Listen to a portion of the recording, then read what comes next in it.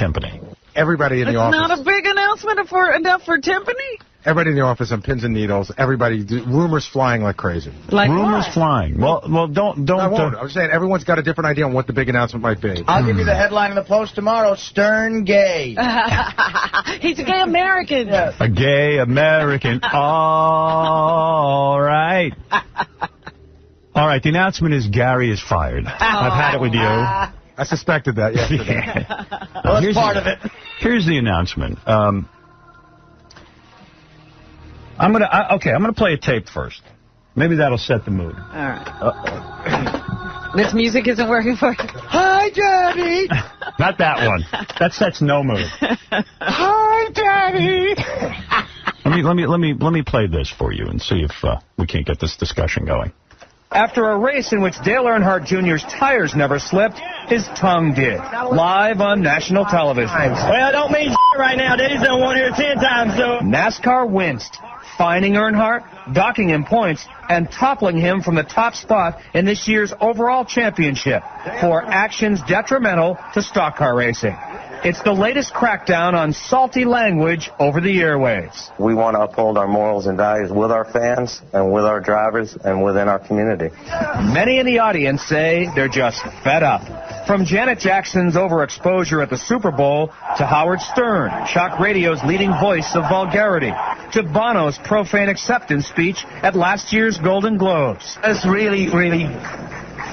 And performers keep living dangerously, even if some of their critics use the same language themselves. The FCC has gone on the offense. It's a record year for fines, a total of more than $2 million against various media entities for indecent broadcasts. Let's face it, barnyard language is out of the barn, and there's no calling it back.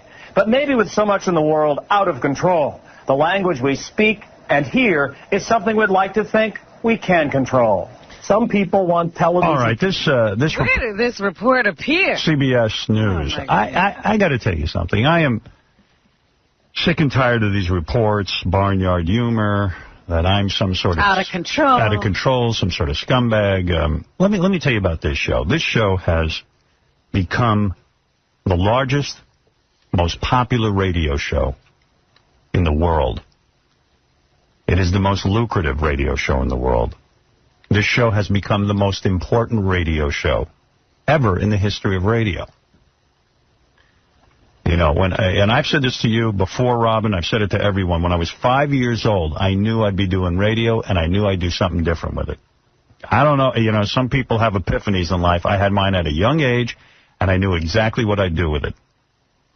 And when I came on the scene, I ignited a fire. My dream was to change the way you listen to radio. That's all I ever cared about. I never made a lot of money when I got into this thing. I made $96 a week, and I dreamt of making $250 a week. That's what I dreamt about. If I made $250 a week, I could live in a trailer park, I guess, and that would be fine with me. I didn't care. I loved doing radio and not spinning records. That wasn't for me. I wanted to go on, not spin the Beatles, but do something as great as the Beatles. Create something new, a way to communicate, a way people would be free on the air. I didn't get into radio to say the S word, to say the F word, or to sit there and ruin somebody's day who sits on the FCC. That report is correct. You know, people are just trying to get control of their lives. So they think if they shut me down or if they shut me up, it's over. President Bush now has on his desk a bill sitting there that's going to basically fine me and other broadcasters for so-called indecency. I'm not going to sit for it. And I've really been trying to figure out what I'm going to do with my life. I've got 15 months on my contract here with Viacom. And, you know, I really have done a lot of soul-searching about what it is I want to do. Do I want to stay in radio or do I want to get out? Am I going to retire and hang it up? And by retire, I don't mean I'm going to give up my creative life. I think I'm a creative guy. I think I can do a lot of different things when I get off the radio. Yeah. I think I've made my mark on radio. I think radio, the way we know it, the way we've done it, is becoming obliterated. Censorship, constant meetings, people hitting buttons. You can't even understand half the show anymore. And it's depressing to me. And I want to say Viacom has done a miraculous job of supporting me. Really miraculous. They have not backed down. Clear Channel, bunch of scumbags, backed down to the government. And Viacom, under the great Sumner Redstone, Mel Karmazin, who was here for all these years and now no longer is here. And I have to say, since Mel has left, Leslie Moonves has been fabulous to us. He has given us as much freedom as he can under the circumstances. And Leslie and Joel Hollander have put us on in 7 new markets, I think it is, or 9. 9, something like that, yeah. Good company. These are good people. They're trying their best. I have felt weird about what's going on with the government. You know that. I think this guy, Colin Powell, his son, Michael, it's a joke. I don't think it's fair what's going on. But the way we do radio now has really become unimportant. There's no risk-taking. Not only do I have a button pushed on me every single day by 2 guys sitting here, there is a button in every market that we're on in. All down the line there, buttons. There's a guy in Cleveland, Philly, Los Angeles, and they hit buttons. In Miami, they hit buttons on me. It's button after button after button. This show has been the greatest part of my life. Really has. It's been my life. I think my personal life has suffered because of this show because I love it so much. And what I do for a living defines who I am. That's the way it's always going to be. Radio and me, you know, we're at one. We were perfect together. We were married at 5. I did radio shows in my bedroom at 5. Not unlike the radio show that you hear today. And I started doing it in college. And I got fired from my first college radio job because the show was considered too outrageous. I got fired along, you know, many places in my career.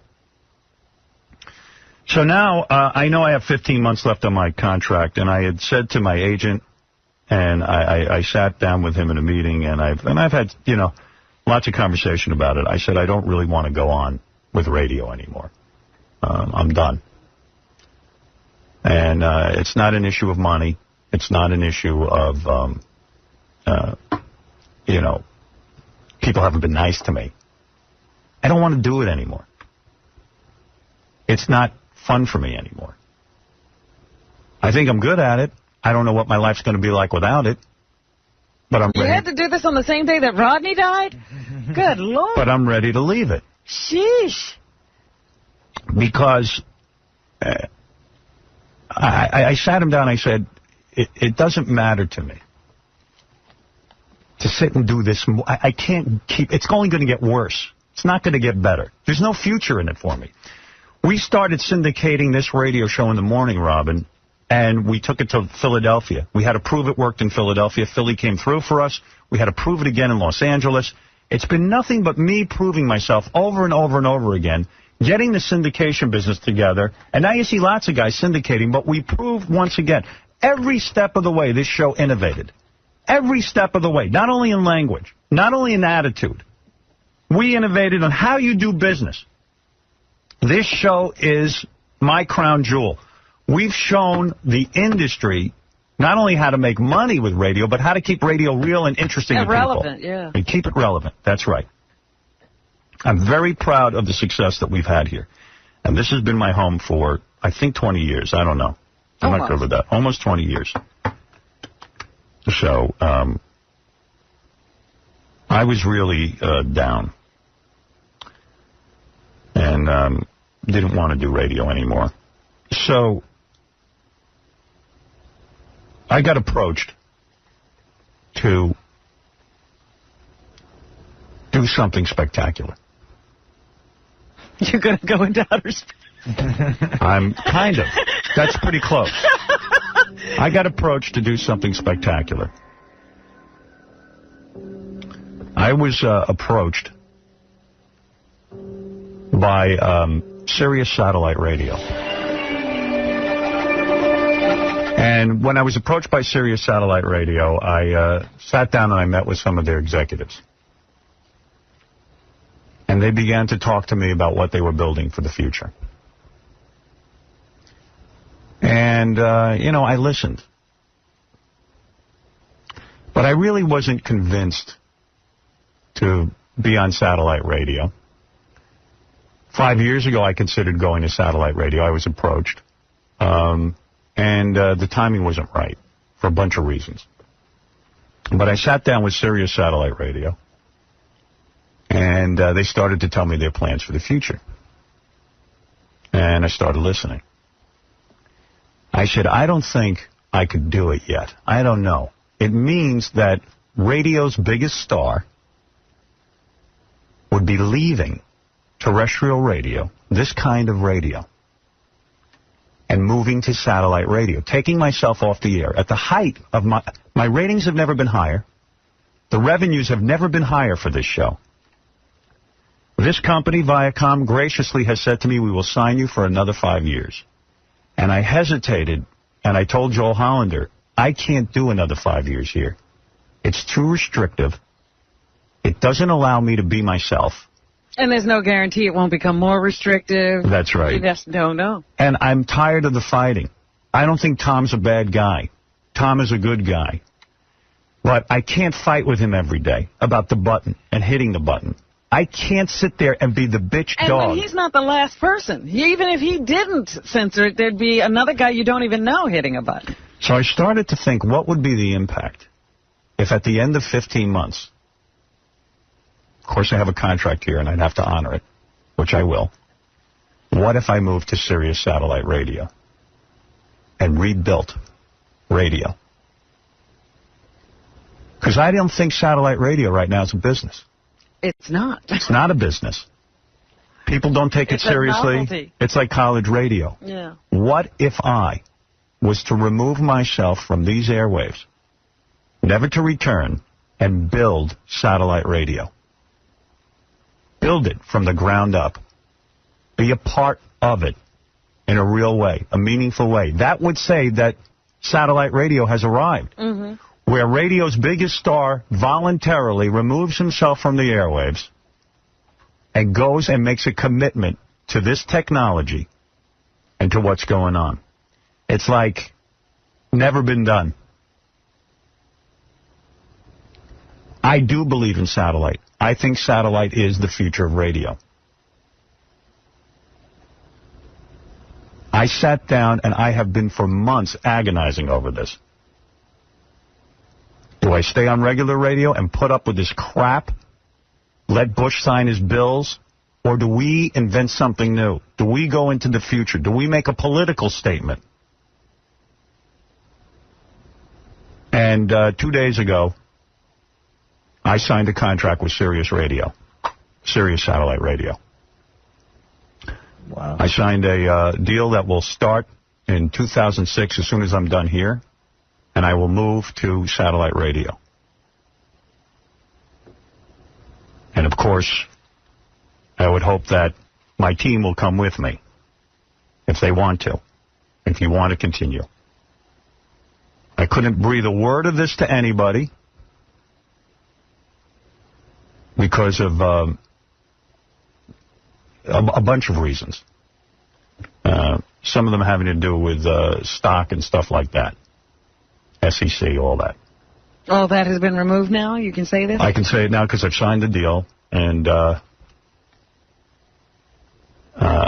I thought long and hard, what do I want to do with my future? Did you inform the people here? No. Oh. Because there was no reason to. This is nothing to do. I'm not breaking my contract. I am going to finish out my contract here. But I am leaving. There's a signed deal.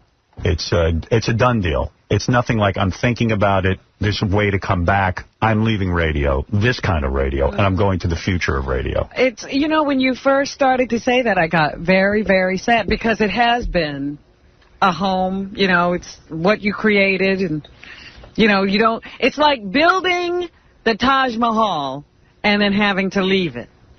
I am going to devote my life to making satellite radio and Sirius Satellite Radio the most awesome, most incredible thing you'll ever hear. In fact, part of my deal is they have given me 3 channels to program. Oh. 3 channels.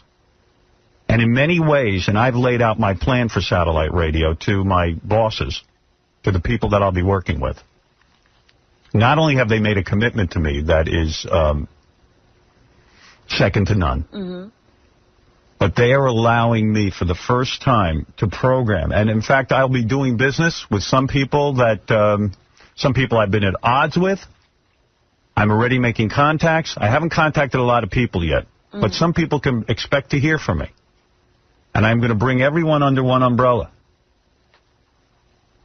And this is no knock against Viacom by any means. I think it's been a wonderful home. There's no growth for me here. I can't go on 50 new markets. I can't, I can't go on in most states in this country because of the FCC and what they're doing to me. They've stopped me from doing business. There have been hindrances. Every market we're not in, it's because there was a roadblock. And it's a miracle that not only are revenues up, but my ratings are up. It's a miracle. That we were doing business this way. That's right. A miracle. But I want to grow. I want to reach the whole country. In a flick of a switch, I can now reach the country. And I realize satellite radio is in its infancy, but I do believe, and I'm putting my money where my mouth is, I have signed a contract, done deal, that's it. So you know where you'll be on January 1st, 2006. I'll be at Sirius. That's where I'm going to be. And I hope people join me. I hope you join me. And if you don't, well, then it'll be a nice 15-month farewell. It was nice to know you. It was nice to know you, but you want to know something? I guarantee you. You think High Pitch will go? He will come. It's just, it has reignited a fire in me. Yeah. I want to create a brand new medium. Well, that's what you needed, because this was killing you. This was wearing you down. I have been so worn out, I haven't been able to sleep, and I couldn't decide what I was going to do. And then the day I signed that contract, you got ignited, you got inspired. I have been on fire like never before. Even I noticed the last couple of days the show's been different for me. I've been on fire. I'm renewed. I can't wait. I cannot wait to do this radio, and I cannot wait to tell you my plans for the channel and all the things that I will develop. Well, I can't tell you how happy I am to hear you say, no, not about the deal or anything, that you're re-inspired, that you're happy again. I am. And that you will feel the creative freedom to let your mind go and do whatever it is you want to do. I'm excited. The people at Sirius are excited. I know the implications of this. I know what happens in the industry. This is someone stepping up. This is a guy who's got the biggest business going. It's what Sirius or satellite radio has needed. It needed a big star to come and take it and say, yes, it is the new medium. Well, Sirius sat me down and they said, look, you're everything to this business. You're the one who can change it.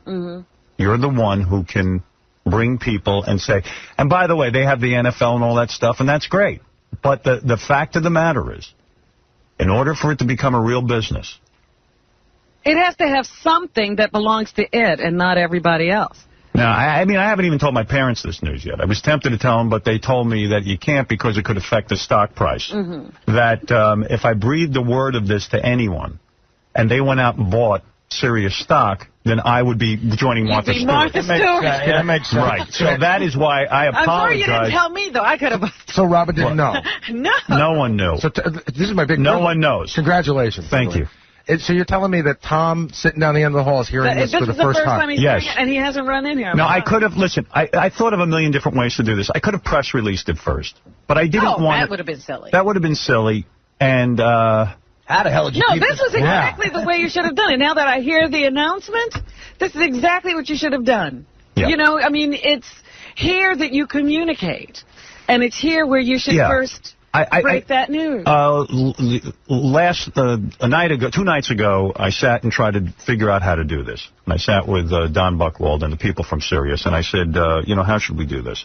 I said, I want to handle this with class. I don't want to, freak anybody out. Or I said, I'm not doing anything wrong. I've decided where my future is. It's not here on this kind of radio anymore. It's with these guys. They're a great group of guys. I really admire these guys, and I've spent a year or so kind of hearing thoughts about satellite and everything else, looking at the technology. It is awesome. You know, we got TiVo coming up out of that. You know what I mean? I know. Things, you know, you can pause and you can... And I keep waiting for that because I'm trying to pause my radio. Right. And you know, I want to thank, first of all, my sponsors who have stood by me every step of the way. And you know what? We're going to make this the best 15 months of radio. It's going to be awesome. It is exciting. I have a show arc for the first time in the history of the show, and I'm going to put together a show better than Johnny Carson's final show for When You Leave. And this isn't farewell. We're going to stay on the radio, but a different kind of radio. The kind of radio you could hear all over the country. And with the flick of a button, and no censorship. The way you want it to be heard. Well, yes. Which you haven't done in years. Yeah. I think of the markets that... I've been stifled now for, I'm going to say, 10 years. Yes. 10 friggin' years. It's been years that people don't even realize. There are markets that you've never been on in that people have always wondered about. The first one is Atlanta. In fact, there are people, you know, when you said that, there are people who think they know what this radio show is because they read about it in the newspaper and they've never heard it. They have no idea. And don't forget, Robin, the satellite industry is really in its infancy. Yeah, I know. I've got 2 satellite radio systems. I know it's in its infancy. And I said, you know, I think the product's great, but we are going to put this on the map. Someone in radio who is presently working in radio, who's making top dollar revenue, has got to step up and be the first. And I'm willing to do it. I believe in the technology. And I wonder what's happening out there now that you've made this announcement. Yeah, you know, I really wonder what's going on. Well, let's take a few phone calls. Outside of this place. But it's funny, we're sitting in this room and it's just us, but I'm telling you, this is beyond huge news. Howard, before you go to the phones real quick, I just want to... So much like Letterman could produce the time slot after him, your deal includes you producing three channels. Yeah. With me, there's going to be the channel that I am on. Right. Hopefully all of us, if that's what you guys decide. The channel that we will be on will be not premium. You don't pay any extra for it. It's just a channel. Oh, really? Oh, that's great. Yeah, and you will have our show, and I'm going to invite some other performers to join me on that channel. And you intrigued me when you said even people that you may not have gotten along with in the past. Yes. Well, that would probably mean, he'd have to. Like almost everybody else in the business. That part is really exciting. This is the first time in my career, not only can I use my name for myself, but I would like to embrace some other performers. Right, wow. That's really exciting. I tried doing that here. I tried to start a Howard Stern radio network, and for whatever reason, because of government interference and everything else, everyone said, well, you can't do it. And all these other stations that we're on, they have other programming. They're not going to buy your afternoon show. They're not going to buy your morning show. They're not going to buy that show. They're not going to buy this show. You can't completely supplant somebody else's program. This show will be commercial-free that you're speaking of? I don't know the answer to that. There might be some sponsors as well, which will afford us the time to at least prepare during the spots. I was going to say, it's on a regular... channel on Sirius. It's not a premium channel. No, so I would regular channel. It would take some sponsors. I've also been offered a second channel that I have plans for. I would rather not discuss them right now, but I think it will blow your mind. And also a third channel, which will be a premium channel, which I would like to talk about also, and why it would have to be a premium channel. But those are things for the future. So, Kathy Lee, if you're listening, there is a home for you. You want to talk to Kathy Lee? Kathy Lee will have a show. She will follow us. So right now as it stands... Our midday girl. Right now as it stands, there's a channel on Sirius from 6 to 10 or whatever time you decide. That's Howard Stern, and we don't know anything about the rest of it yet. Now, what time I know some things, but working? yeah. Is there a day part? Yes. We will be the morning show, and that show will be repeated later in the day as well, especially for different time zones. All right, I got a big question. Right? Wow. And you may not be able to answer this. How many years did you sign the contract for with Sirius? 5-year commitment, which shows you my level of commitment. Yeah. I will... We're going to die together. Let me tell you something. I didn't make this easily, because there was a part of me that wanted to go off and sort of reinvent myself another way. I am so jazzed about my decision that I decided to commit to radio, because you can't do this kind of project in a year. No. We're talking about...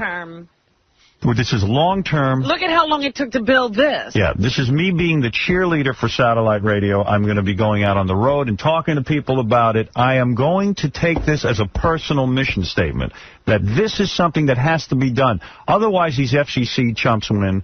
Otherwise, it's the end of my career. If I have to sit here and be censored and be toppled every 2 seconds and told... It would have been the eventual, we did it. We corralled Howard Stern. We tamed him. We now get to put the words in his mouth. And, listen, I could have waited 15 months and then signed a deal with Satellite, but they've turned me on so much. And also, I do want to say goodbye to this show and the people who listen. In the right way, too. I don't know who's going to follow us. I hope everyone does. Everyone who loves this show is going to come with us. I don't know.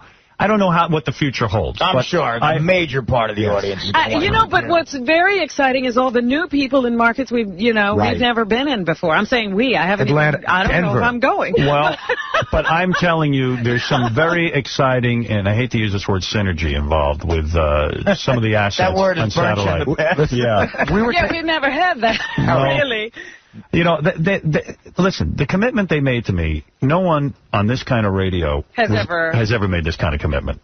I'm talking about, it's not like I'm working for people. You know what? It's I'm like very I am. happy for you. It's like this is what should have happened to you years ago. Years and years ago. That you should have been the kind of person that studios come to, companies come to, and say, let's build something for you because of what you've done for this industry. Much like they do for an Ivan Reitman in Hollywood, or some baseball franchise, or basketball does for Michael Jordan. Well, Sirius said to me, ridiculous. You're our Michael Jordan, you're our General Motors, you're our everything. You're the cornerstone. You're the cornerstone of this, and you are radio, and we are, you know what? That place that sometimes people say, all right, in history, blah, blah, blah. This really will. Cements it. Yeah, I feel this is that place in history. This is a chance for me to finally be a full-fledged member of a team and shape the way satellite radio grows into the future. Literally, I will be one of the creators of satellite radio, and in a very big way. And I am just thrilled about it. You want to open up the thank you? Well, I'm looking at it from the point of view of, having got to know you now personally, especially the kind of person you are. I'm scared for anything standing in your way. Right. When someone like you is this motivated. You know what? The government should be scared. And I'm just saying... the things that I haven't been able to say here, I will say there. And, and let me tell you something. This is a direct result of what the government's been doing to me. It has limited my ability to grow with Viacom. Right. And Viacom has done everything in their power to help me to grow. But and try to remain a viable company in the face of this onslaught. And a lot of people, by the way, are going to be coming with us to Satellite. A lot of professionals that I've already... Have you talked to people already? I couldn't, because I obviously couldn't tell them what I was up to. But there are people I know who are sympathetic to my cause. Mm-hmm.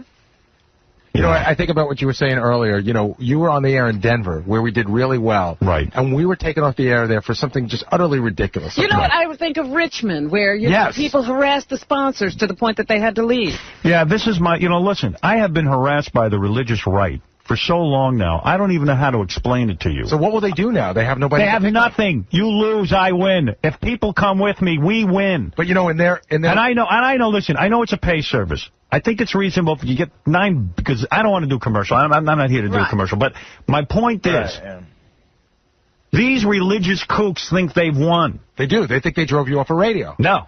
I volunteer to go to a brand new medium. Screw you.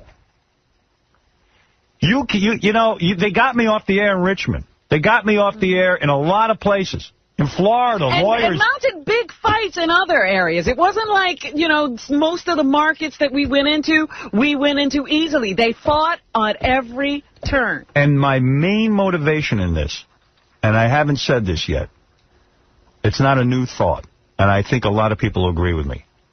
This goddamn Clear Channel, what they have done to my radio, the radio I invented, the radio I recreated, you son of a bitches, I will bury you. Trust me. Well, that's what I meant. People before. I will make your radios. They are evil. I will make your radio stations worthless. And along with that, free up concert venues and the billboard market. I can't even tell you my plans. I will not sit still. Give us back our music as well. Yeah, well, that's one of the channels I'm creating as well. I am not going to sit still and let Clear Channel win this battle against me.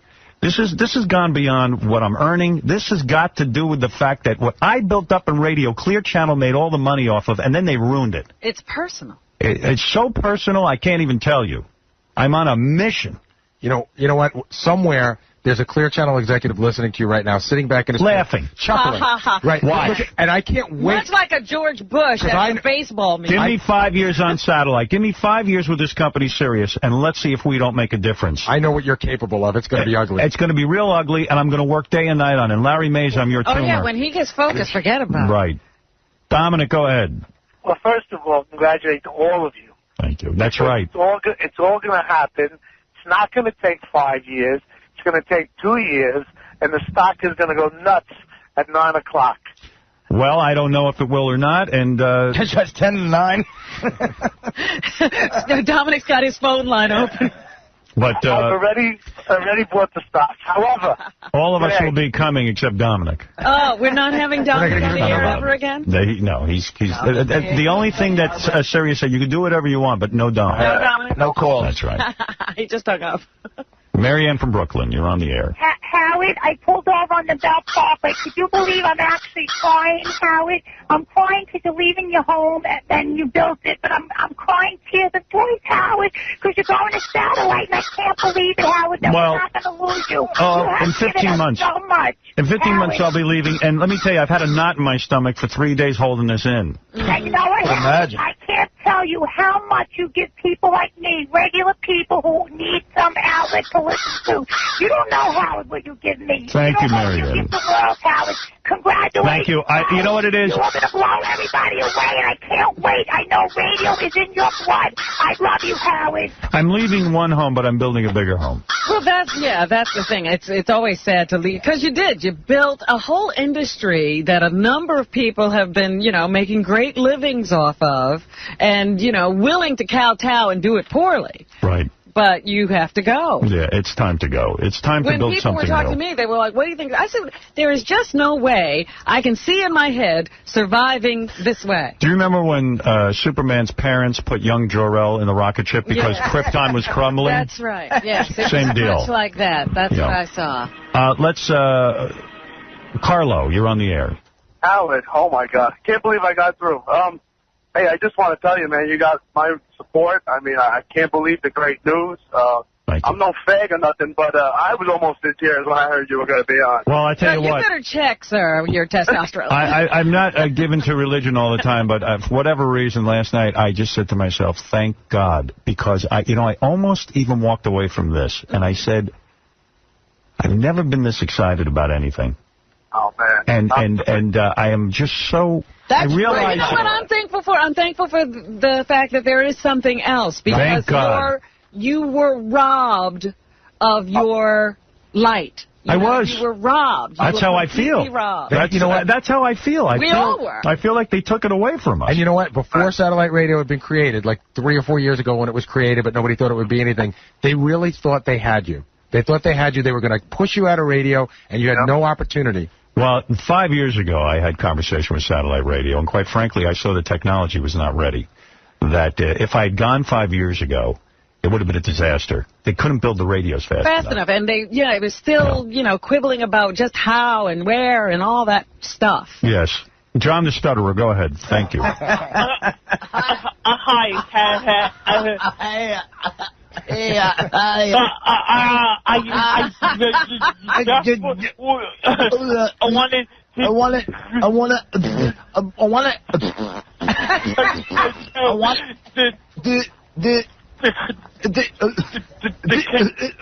Congratulate you. Thank you. Howard, and thank you, John. You want to say something else? All right. Thank you, John. Wow. That was nice. You know what it was? There will be an all-stuttering channel, yes, if that's the question. When you were...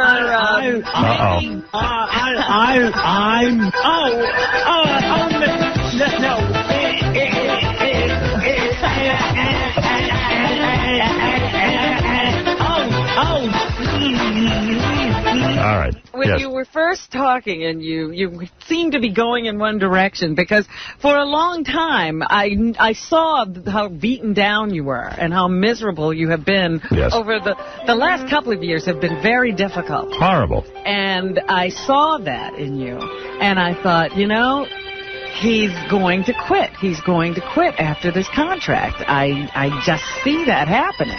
Well, and when you started to make that announcement, when I said you're going to do this on the same day that Rodney died, I was like, I'll never make it through this show. You say you're quitting. Well, first of all, it would have been bogus to say I was quitting, and because it would have been 15 months away. Right. When I signed this deal with Sirius because I wanted to be definite about it. I wanted you to know there was no turning back. That I wasn't retiring. I thought about all the different things I could do with the next 5 years of my life, and I said there would be nothing better than taking on this challenge. I just want to bury Clear Channel. I want to make every one of their radio stations worth 3 cents. Yeah. And that's what they deserve. Yeah. They're not people who loved this medium. They're people who saw it as a money-making machine, and they could care less what comes out of your radio. It's a wild move, because what this is somebody who's very successful in radio saying, I believe more in satellite than I do in radio. This is like, you know, when the first movie stars decided to do television. And everybody said, oh, my God, you're going on that stupid little box? Magic Bill. Hey, Howard. Congratulations, Howard. I can't believe it. I'm sitting here shaking myself. So happy that the show, especially since the Super Bowl, the show, you can't even hear it no more. Well, can I tell you, the Super Bowl did it. It did us in. That was the end. And Bush and the religious right and the bill sitting on his desk, and Tom is, you know, rightfully so, afraid of the stations losing their license. It's a lot of pressure, and it's time for something new. But someone's got to take the first step. And that's got to be somebody who is currently on radio, who is the highest earner. Voluntarily. Satellite. Yes. It's got to be done, and it's got to be done in a way that's big. And I believe in this future. I believe in the technology of satellite. And I believe it's going to be the next big thing. So, I mean, that's me. I want to tell you something else. So I'm 43. I never voted. I registered this year for the first time. Thank you. And howardstern.com is open for business there. Any person who wants to register could do it. It takes you 15 seconds. And the deadlines are coming up every day. You got to register today. James, you're on the air. Hey, Dan, it's Song Parody Man. Oh, hey, Dan. Hi, Dan. Congratulations. This is the best news. Thank you. You know, I did some work up there at the Sirius Studios. It's the most beautiful, modern facility. It's going to be amazing what they're going to see. Ironically, no, I wasn't allowed to visit. And we really didn't want this getting out. Wow. Their equipment is amazing. I'm going to be over there in about 3 days to say hello to people, and their studios are at Rockefeller Center, so you weren't which is ironic. You weren't allowed to visit. No. Wait till you walk through that hallway. Yeah, I know. You're going to be blown away by what you're surrounded with. I was totally in awe when I stepped into that place, just how amazing and how unbelievable it was. And words can't even describe it. There'll be a big difference between this form of terrestrial radio and that. Yeah. Because you'll be walking into state-of-the-art equipment for the first time. We're recreating this set, though. Low ceilings, I insist on. Oh, really? Yeah, so I can bang my head. The same problem. Yeah. So, you know, here's just to sum up, you know, look, of course I'm here for the next 15 months. I have a contract, and these guys have been nothing but great for me. But it's not their fault. It's time for me to make a decision about my future. And my future is with satellite. And I am willing to be the first one to step up and leave this and go to something I truly believe in. And I can't tell you how wonderful the technology is. And, man, I know you could ask me any question about satellite. I have researched this thing to death. So creatively, you feel like you're 24 years old again. Like, right? Like you're that. I mean, come on. It's everything I want. It's a matter of having the screws put to you for, as he said, 10 years. The screw has been tightening. How could you even know what that's what I would say to myself. How could he even know what he wants because he's been working in such constraint? Yeah, I've been so down every day coming here. I said, what happened to me? Why'd I lose my, my vigor, if you will? Why am I so troubled? Why am I waking up with a knot in my stomach? And I know why. I'm trying to figure out the government. I'm trying to figure out the whole situation. And it's nuts. And I know this is the thing. When you finally think, I'll do something, there are 5 other people completely out of the creative loop having some say as to what happens, what goes out on the air. Yeah, and I mean, and my whole plan was to dominate the United States. They won't let me do that here. Every market, they crap their pants about putting me on the air. I mean, they're too afraid. What was really sad when the new markets came on and you heard what, like when we get those calls from Florida. Yeah, they're taking the show, but boy, are they cutting it up. And it killed me when my imitators would be on in let's say, Atlanta, and I'm not allowed to go on in Atlanta. You're not even known in Atlanta. Yeah, Danny, you're on the air. Hey, Howard, how you doing, man? Hey. Hey, I've had Sirius now for like 3 or 4 months, and not only do they blow XM out of the water, it's going to be great to be able to hear you the way you were meant to be heard. Yeah, well, you know, I listen, and, I'm just thrilled to have a new career path in 15 months. That's all. Well, I'm very, like I said, I'm very happy for you because the one thing I would say to people was I hope he doesn't stop doing what he is the absolute best at. That's what I feel. Because someone else decided for him. That's how I felt. I felt this is what I do best. This is my calling. Why am I walking away from it? Well, good luck with it, and, I'm going to continue to listen all the way up until Sirius, and then I'll just turn my FM radio off. You just flick it. Well, okay. Thank you. You're welcome. Thank you. Yes, Benji. Are there any, content barriers, or is it whatever? 0. And how about TV show? Yes, we can't have you. That was the one thing they said. No, Benji. I understand that. How about yes, Benji, you'll be able to be nude 24/7. You'll be able to sit next to somebody and do what you've always wanted to do. This isn't even about me getting on the air and saying the F word and the S word every minute. That was never his intention. No, I just want to get on the air and do our show the way we did it 10 years ago or 11 years ago, where we could, freely talk about stuff. Like we said, when there's a porn star in here, we could actually ask her what she's up to. Yeah. We could actually bang her. Right. You do that. I'm sorry, Rob. Well, you could have always done that. You just can't put a mic on. Right. Yeah. But Benji brings up a good point, the TV show.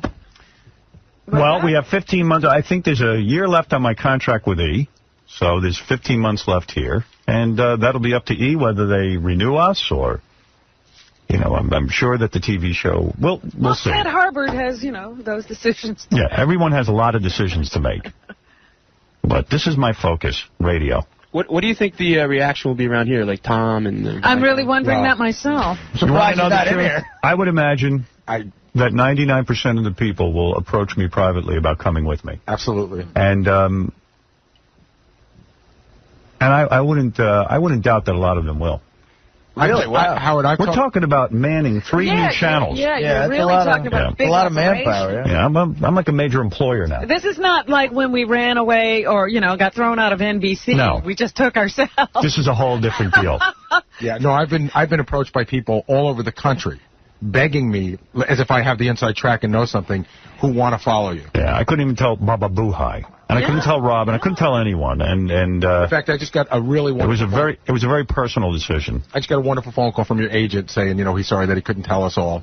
Right. Yeah. And he was very disturbed about that. But we understand. I've noticed some strain in him lately. Well, that's what he's been keeping under his belt. Yeah. Well, not only that, this deal was very big and very.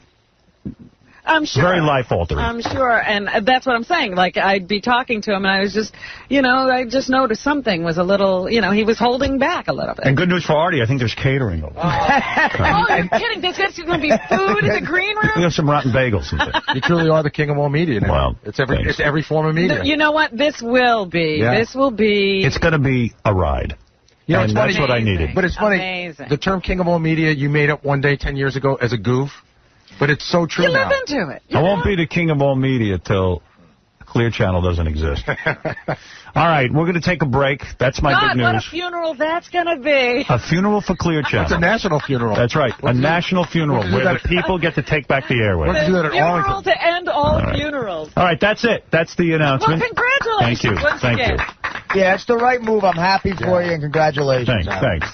Awesome. All right, and we'll be back right after these words. Here's Mike Tyson planning his strategy for his next fight. You can't touch me, you're not man enough. I'll eat your on the line, Oh, anybody in here can't with this man, man. This is the ultimate, man.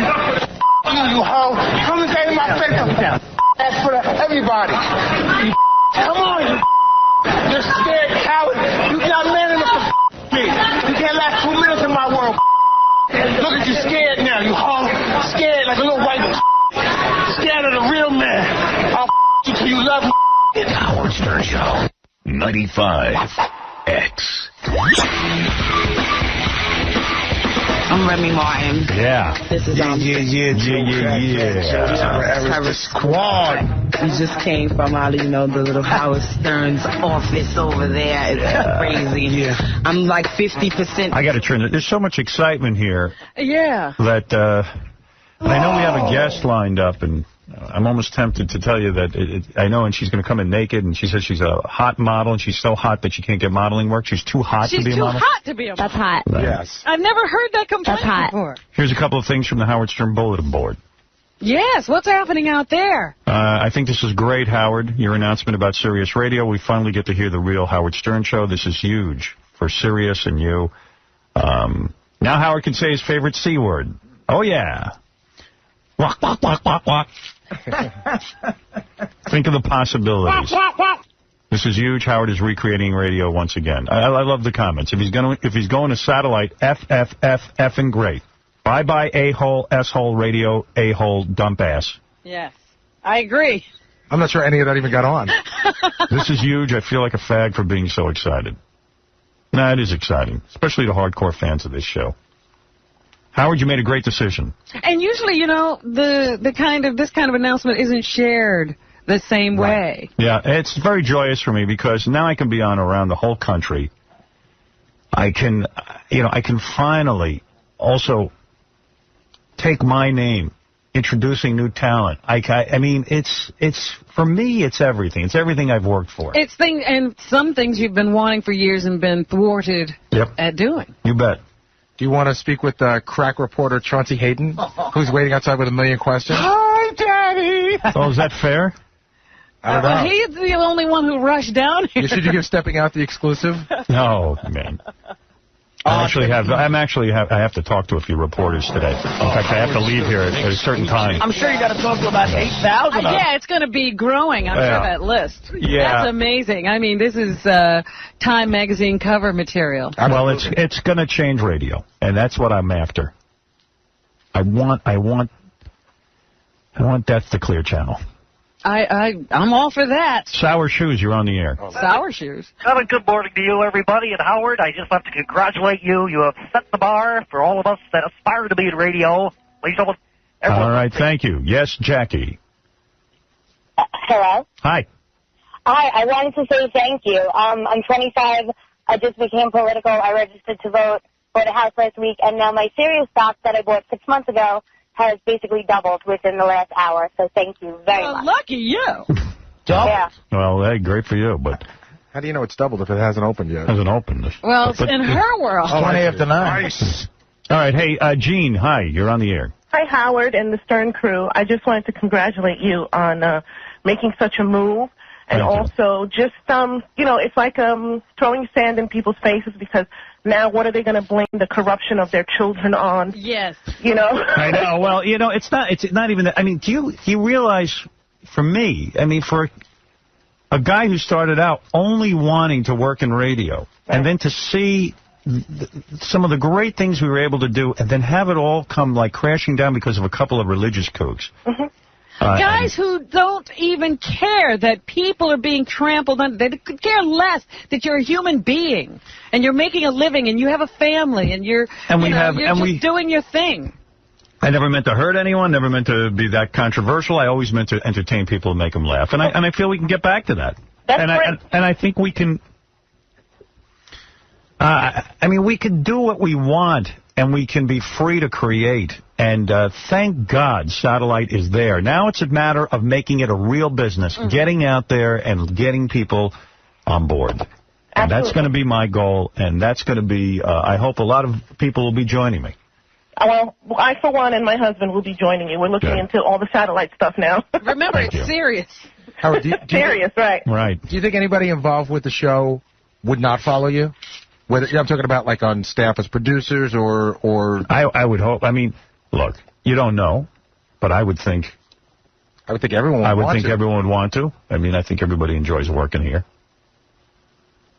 It's weird. I just shook Tom Chiusano's hand, and he was very gracious. He said, if this is good for you, I'm happy for you, and all that. It feels weird. Now, what kind of a general manager do you think Tom would make if he wasn't hindered by money and the content of what goes on the air? I think he'd be great. I think that my issue with Tom has nothing to do with how he is as a manager. I think that would be a whole new world for him. Yeah, it would. It would. I think a lot of people would get to operate a lot differently. I know I'm going to. I know that the knot in my stomach is gone. And Robin is right. I've been walking around for years just completely depressed. And I thought it was because I didn't like radio anymore. And I guess in a sense I didn't. But I can't tell you how jazzed I am. I feel like a kid starting out who's going to get to do his radio show. And you can really see it. Even during the commercials, you could see, like, the excitement. The excitement is there again, Yeah. The sparkle. Haven't even told my kids yet. Wow. Yeah. Well, they told me I wasn't allowed to tell a soul. Gee, you really took them seriously. Only person who knew was my agent. Oh, yeah. Well, they said, that could create a real problem for us. So is that why you had to serve your own dinner the other night? Yes. That's like why the guy, that guy could have bought stock and sent you down the river. Well, I mean, like, even if I had somebody serving dinner. And they hear it. And they go out and buy a bunch of stock, I didn't want to have any of that. Right. That's very interesting. Yeah. Because I had somebody once ask me a question like that. They were driving someone, and these two people were discussing such a thing in the back of the car, and they said, if I know now that, certain things are going to be done and I buy the stock because of it, are those people in trouble for discussing it in the back of a cab? No, but the guy who buys it could be in trouble. I don't know anything. I don't know that how could the guy who buys it be in trouble? He was just listening. Doesn't matter. He has inside information before. That's right. Really? That's why you can't allow anyone to know. Wow. No inside information. No matter how he got it, he got it. In days following Enron, you just got to keep your mouth shut. Yeah. Unless you're Halliburton. I should call Clear Channel, let them know the good news. Maybe tomorrow we'll make a bunch of phone calls. Oh, let's call Lowry Mays. Yeah. So you didn't even tell Beth. All right, now, Beth kind of caught wind generally. I didn't tell her what, company and stuff.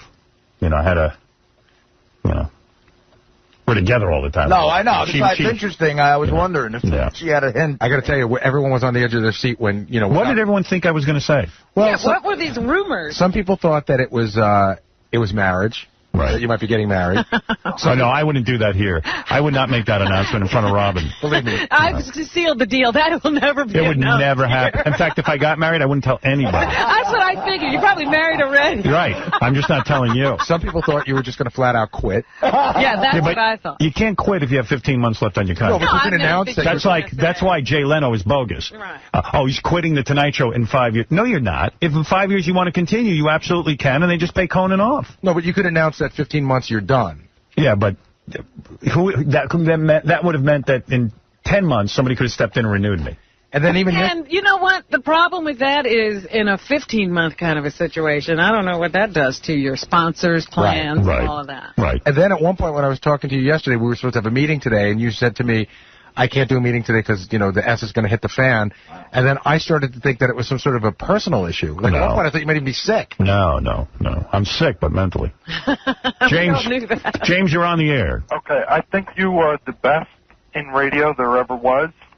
And I want to know if the satellite can be heard around the world. That'll open up a global market. It's not yet capable around the world. The United States, everywhere you go, you can get it. Yes. I think Canada's not yet or soon. I think there's got to be licensing agreements with each government. Yeah, but it is Alaska and Hawaii as well. Yeah.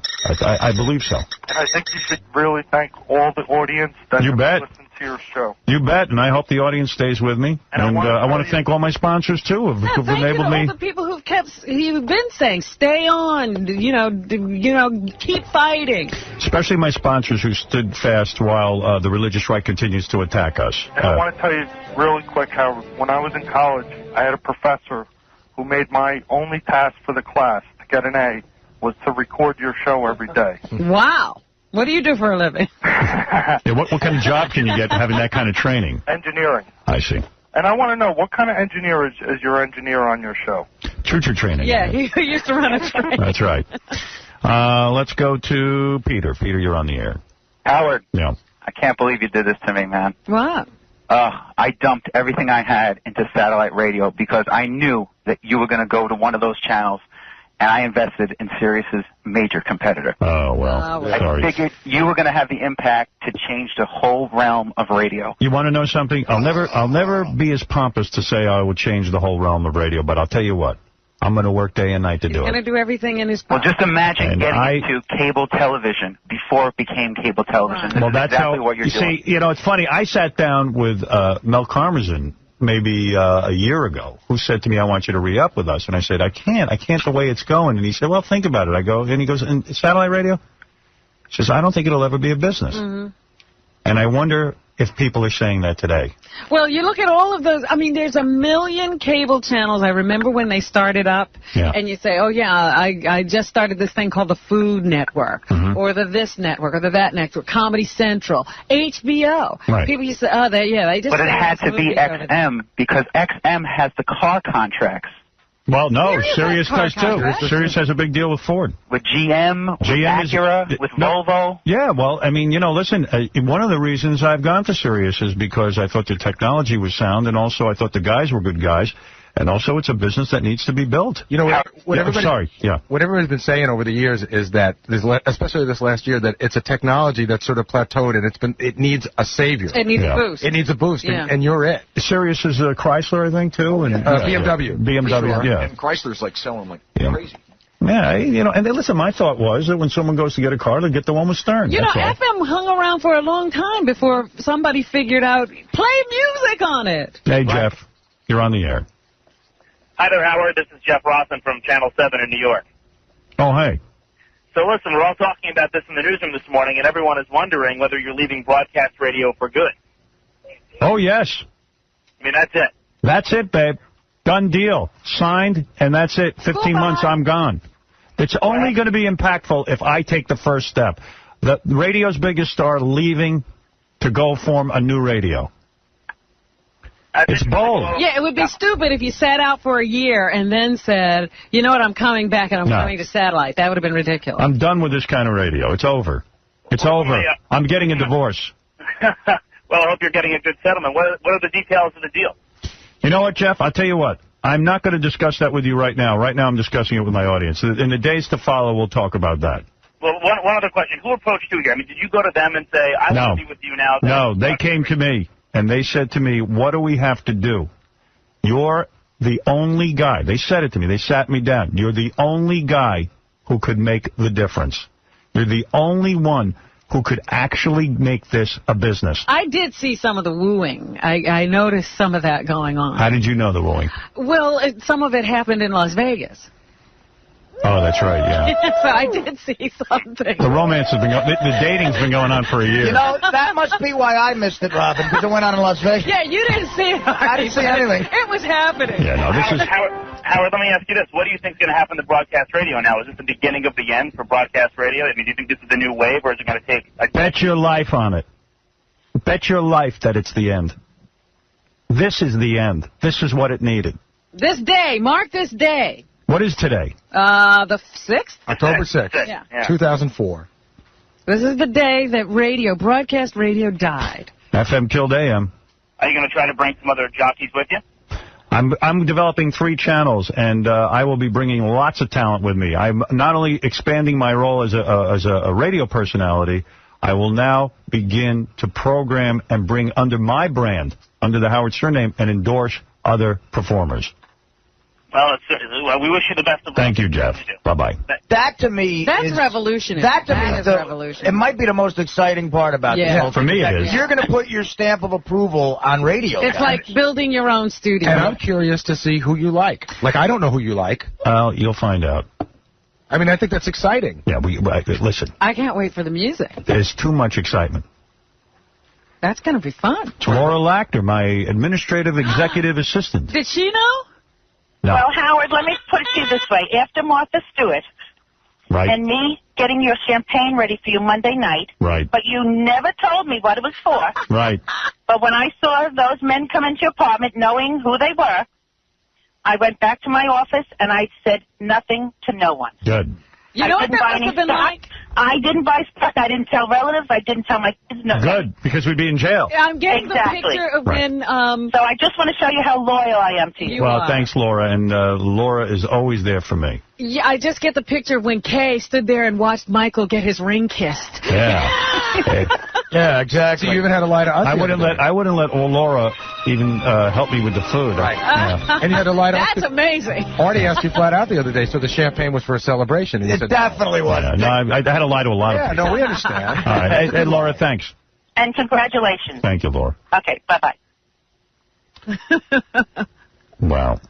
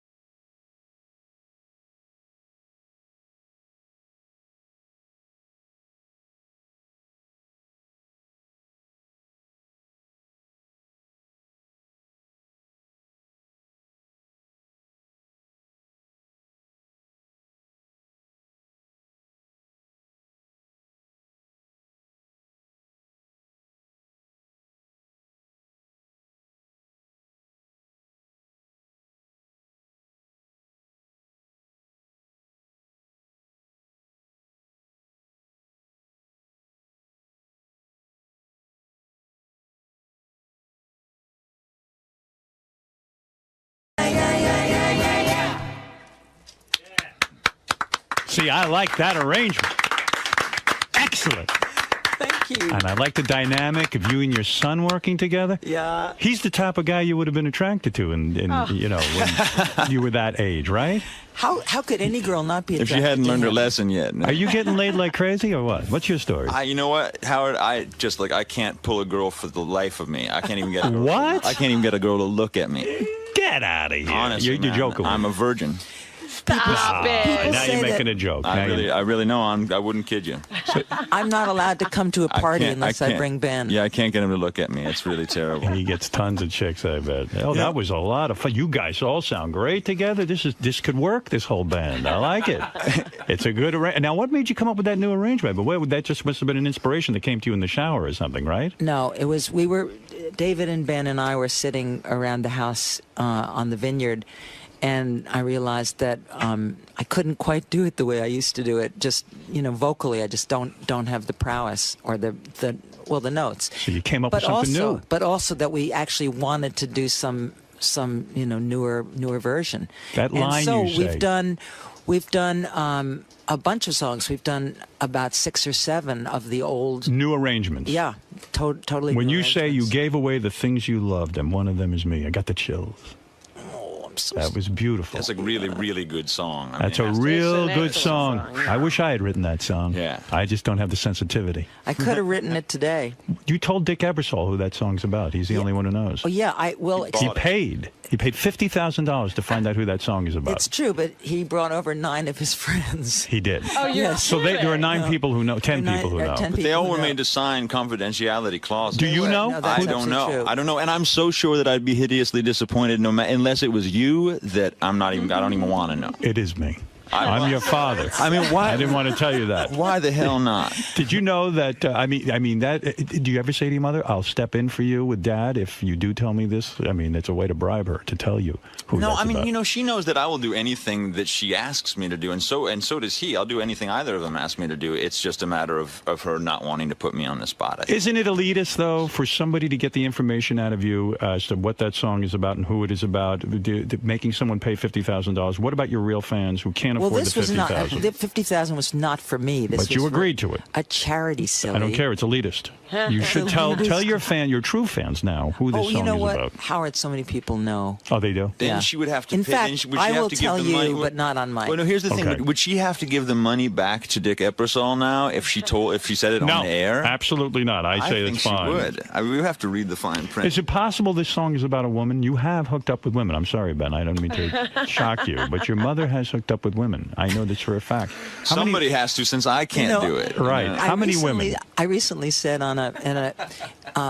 in a magazine, which is largely a gay magazine, at the very end they said, "Are you or have you ever been gay?" And I said, "Well, I can't say that I'm not gay."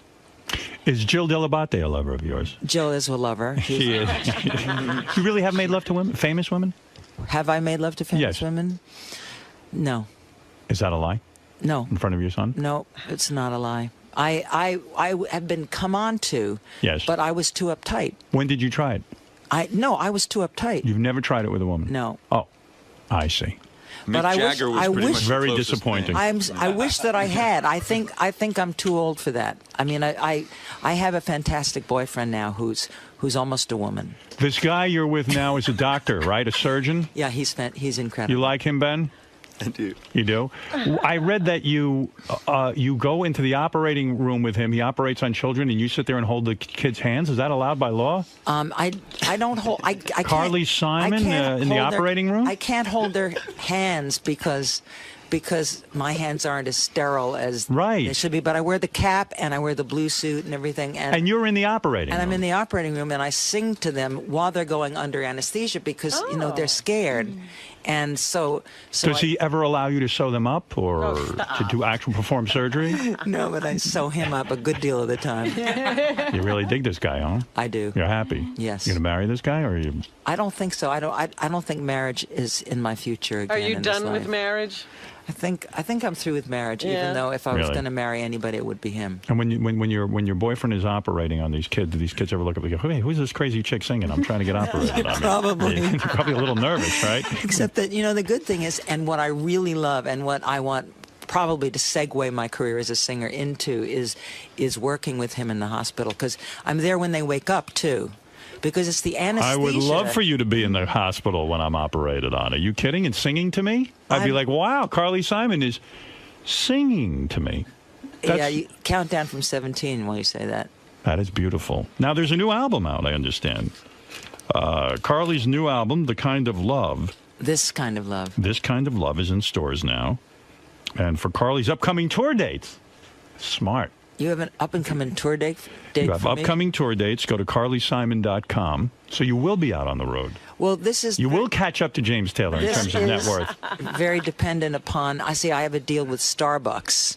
Right. Who I signed with. And they had an arm of their division called Hear Music. And 3 days after my record was released, they fired everybody from the Hear Music label. Terrific. Yeah. Couldn't ask for a better situation. That's right. As an artist. So I am kind of doing this on my own right now. Whether or not Mr. Howard Schultz, who's the president of Starbucks, will actually come to the table and admit that he was wrong and rectify things. I see. I don't have a secure answer as to whether he's going to do that or not. I just received a report that when James Taylor learned you signed with Starbucks, he spit out his latte. He doesn't want anything to do with them. And James was behind the firing, believe it or not. They signed James during the 2 months that they were not getting in touch with me. I swear to God, that's true. They signed James. Yeah. You two cannot get away from each other. Yeah, they're always involved in the same thing. There's a stipulation that they're not meant to be on the same shelf at the same time. I like that. Everyone knows it. I'm looking at your hair right now, Ben. Your father was Mick Jagger, I think. You've got a full, thick head of hair. You know what? I think that it's possible that THC cures baldness. That might be it. Who knows? No, his father was Miles Davis. Aha. That's shocking. I hear you're 25% black. Is that true, Carly? 1/8. 1/8 black. Myself also. I am 1/8 black. Are you really? Are you an octoroon? I'm an octoroon. A fellow octo. That's right. It's the best combination to My have. mother is mostly black. Carly, thanks so much for coming in. And I should mention on Howard TV, you can check out Carly's performance of You're So Vain. I want to thank your band. They were great. Great guys. Smart. Keep quiet. You know what I'm saying? Carly, how do you think it went in there? My mind is completely blown. Why is that? I just want to laugh and cry at the same minute. I'm really pretty blown out. I'm amazed. He's so powerful. He really is, and so completely cuts through everything. You know, there's nothing false about him in the least, and he's not afraid of anyone. He's not afraid of any reaction. He's not, you know, he just tells it like it is, and he's funny, and he's searing, and he's brilliant. I just love him. Now, Howard was kind of playing the mediator role. You know, you were talking about your relationship with your ex-husband, or lack thereof, and you said that you would like to be on speaking terms with him. Do you think this is the start of, reconciliation between the two? Or he could move to Alaska. Could have been bad. You know what? I think that the more that something is focused on, and like that sort of negative way that this has been focused on, primarily because how weird is it that two people who've had 2 children together have not spoken to each other, who are not in touch, who don't know I don't know his address or his phone number or anything. How weird is that? Of course it's going to be, the spotlight is eventually going to be on it, and I didn't put it on it. You know, it just was because it is the. Am I supposed to be looking there or there? Right into the camera. Oh, because it is the way it is. You know, if you don't force it, it just takes being on Howard. I mean, and that was the most. You know, I felt truly. I don't know what kind of a spotlight you feel like on Howard that you don't feel like that you're on anywhere else in the first place. He's so disarming, but he was also so kind. He's so kind. He can get a lot out of you, right, without you even being hesitant about it. That's not what I'm even saying. He's kind, and he's smart, and he's genuine, and he cares about. I felt that he cared about me. I felt that he cared about Sally and Ben. And that's what I came. I mean, the other times that I've been. I mean, yes, of course, he makes the salacious comments that he has to make. Those go right by me. I don't think of that. I think about the very fact that his. I know that probably nobody else has ever said this about him, but he's dear. From America's Got Talent and the winner of Apprentice, the Celebrity Apprentice? I don't really, I was going to say to Gary, don't bring Piers Morgan in because I don't know who he is, but I have seen America's Got Talent. He's the British guy. He's like the Simon Cowell of that show. Right. And there was an article in the paper yesterday that convinced me I should have Piers Morgan on because they say that show is better than American Idol and that it really is the true competition and talent contest that America's been waiting for. Really? They gave it a great review. People love it. America's been waiting for a true talent contest? According to the New York Post. I didn't realize. Piers Morgan. I don't really know Piers' work, but he is like a Simon Cowell, and people but enjoy on him. Apprentice, he was a real dick, apparently. Yeah, people couldn't stand him. But he won. Yeah. Donald Trump could stand him. Never heard of him. Yeah, he's a British guy like Simon Cowell, and he gives his opinions. Oh. Yeah, where else do you get a name like Piers? You know what? This country doesn't have a good track record with Brits who give opinions.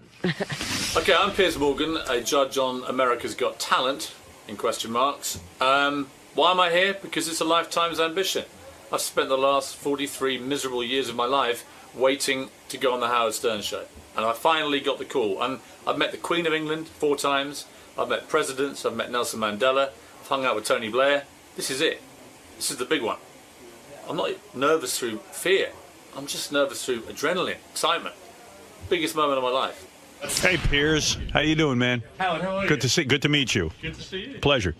Hey, Piers. How are you? I heard you're opinionated. He's in better shape than I thought. Yeah, we heard you have a lot of opinions. A lot of opinions.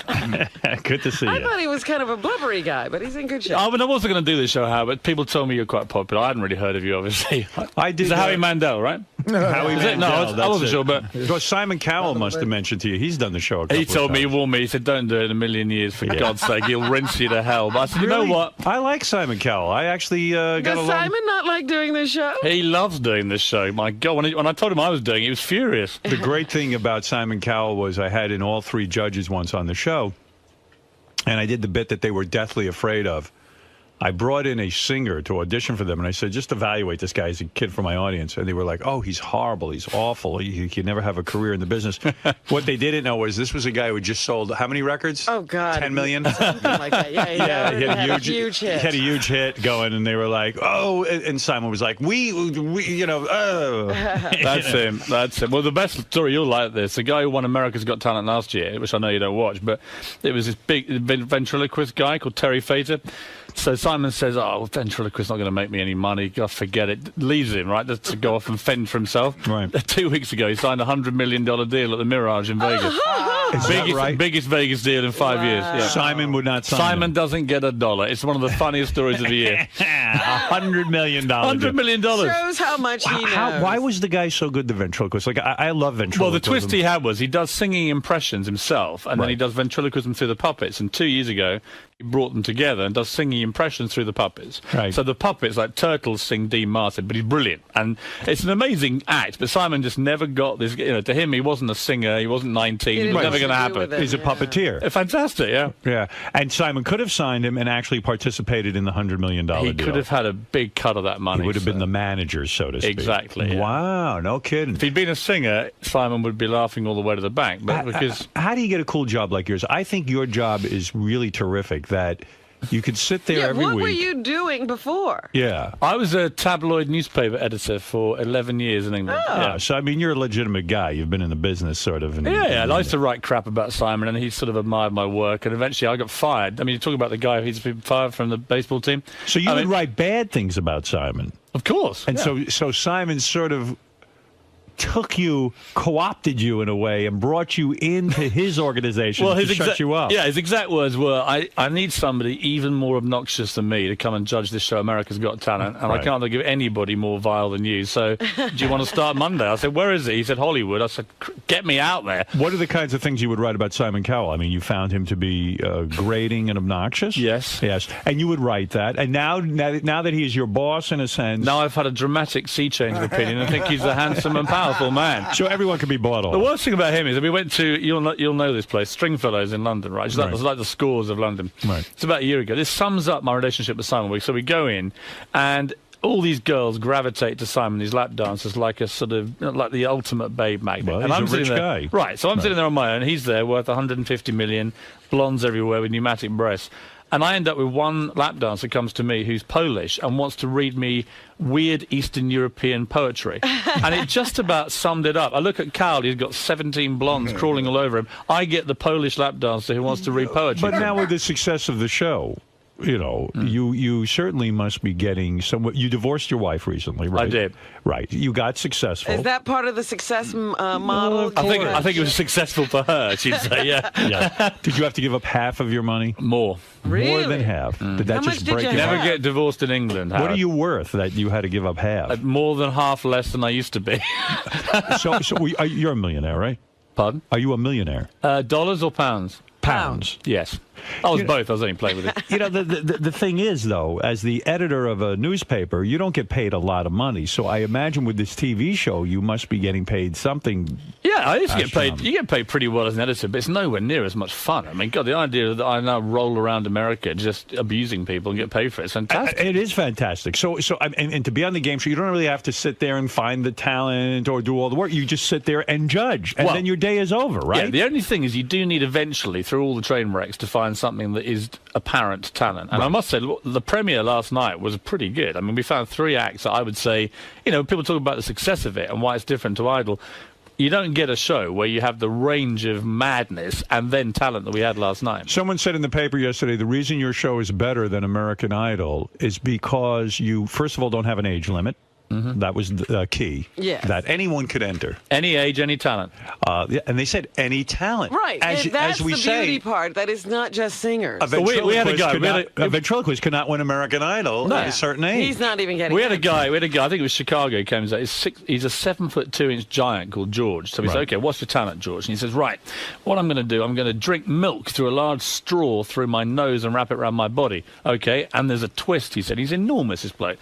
And the twist was a load of explosives he'd secretly strapped around his stomach began firing off as he drank this milk through his nose. Right. And at the end of it, there was just this sort of stunned silence. Right. And I thought then, I'm a perfect judge for this because I'm probably the only person in the world who could claim to be an expert at giants drinking milk through the nose while blowing themselves up. But when can you judge that? I mean, can anybody? But what did you say about the guy? Did you say, well, I can't see this sustaining itself, or did you allow him in the competition? I used the only phrase I could, which was I've genuinely never seen anything like that before in my life. What does that mean? Does he get to go on and compete? Or? Well, I don't want to ruin the fun, but he was actually a very clever actor. He was the kind of guy you'd see at the back of a circus in one of those cages doing weird things. And that's interesting, a geek show.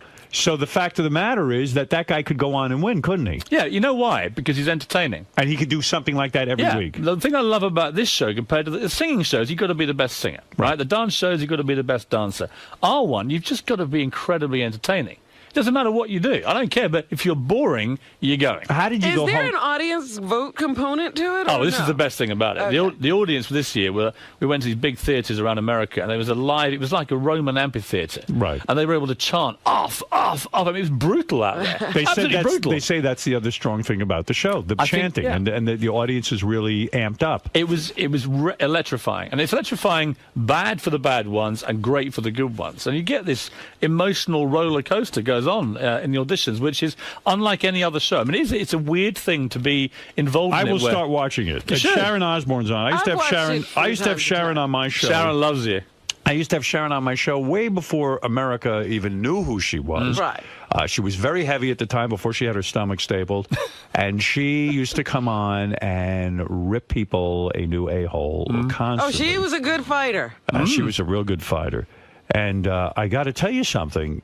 You know, to see her sitting in that position, it's like, wow, we were right. She is good. Yeah. She's good on can hold her television. own. She is hilarious. People used to say to me, why do you have her on? No one knows who she is. I said, she's good. Yeah, she does a lot of stuff now. But what about David Hasselhoff? Yeah, now you don't like him, right? He's just a tool, isn't he? Yeah. You know what I mean? Do you say that to him? Of course. I wake up in the morning, go to the office and say, David, how are you, tool? Why and is he a tool? Don't call me a tool, you tabloid wanker. Why and is he a tool, that's how our day starts. But why is he a tool? No, he's all right. David's quite funny. I mean, he can be funny. Right, don't get me wrong. Is he funny because he is not in on the joke? Are we laughing at him? We're laughing at him. I think he pretends to get the joke. So he'll go, don't hassle the half, and he'll wear the T-shirts and all this sort of thing. But secretly, he's not laughing. Does he spend most of his time talking about himself? Yes. He does? Yes. And so it's an enormous ego, and maybe it's not justified. I mean, it was Baywatch. The guy had a huge career, made a lot of money. Yeah. But he did all of these things that I guess people laugh at. He does weird things. It's like on one of the shows, you've got to have continuity. You've got to wear the same clothes for a day. Right. Otherwise, in TV, it looks a bit weird. You turn up in one suit, you end the show in a different one. So one day, he wore the same gear all day, but at half-time, he disappeared for an hour and came back. He'd had a spray tan. So his face had gone a different orange. And it's like, Dave, do you forget it's his one show today? So when you watch it on telly, it'll be like, wow, David Hasselhoff just got a suntan halfway through the show. And there's no explanation. He went, God, I didn't think of that, man. But he's funny. I mean, I tell people, they say, come on, is he really funny? I said, look, it was a day when he came in, and I said to him, I've had a ticket to the Playboy Mansion Midsummer Night's Dream party. I said, it's fantastic. And he went, my God, man, it's the greatest show ever. He said, chicks are going to love you, man. And I said, well, yeah, but unfortunately, my girlfriend's here, and I've got to take my girlfriend. And he went, what? Anyway, with that, another act came on, and I could see him pondering the enormity of this crime that I was committing. Right. And eventually, at the end of the act, he said, God, man, do you not know the golden rule of the Playboy Mansion? Yeah. You never take sand to the beach. Right.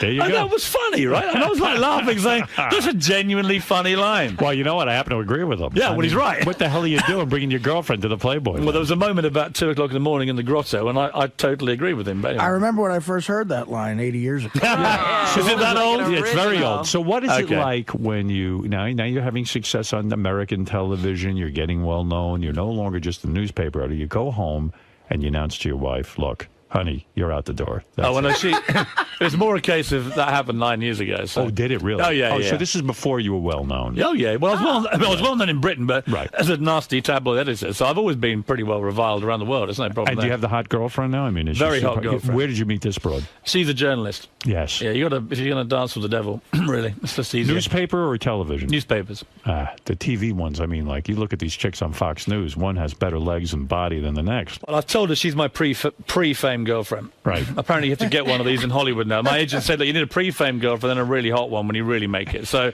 I said she's got about 6 months, but if it all goes wrong, I'll probably go back crawling to her. So your new job, really what you're saying to me is it's not as simple as it looks. In other words, yes, you give your opinion, but you really do at the end of the day have to have an educated sort of opinion, and you've got to come up with the goods. You've got to really understand what talent is. Well, I think you just have to understand. I mean, Simon Cowell is a populist genius. Right. He can watch any kind of... I do Britain's Got Talent with him. We're both judges.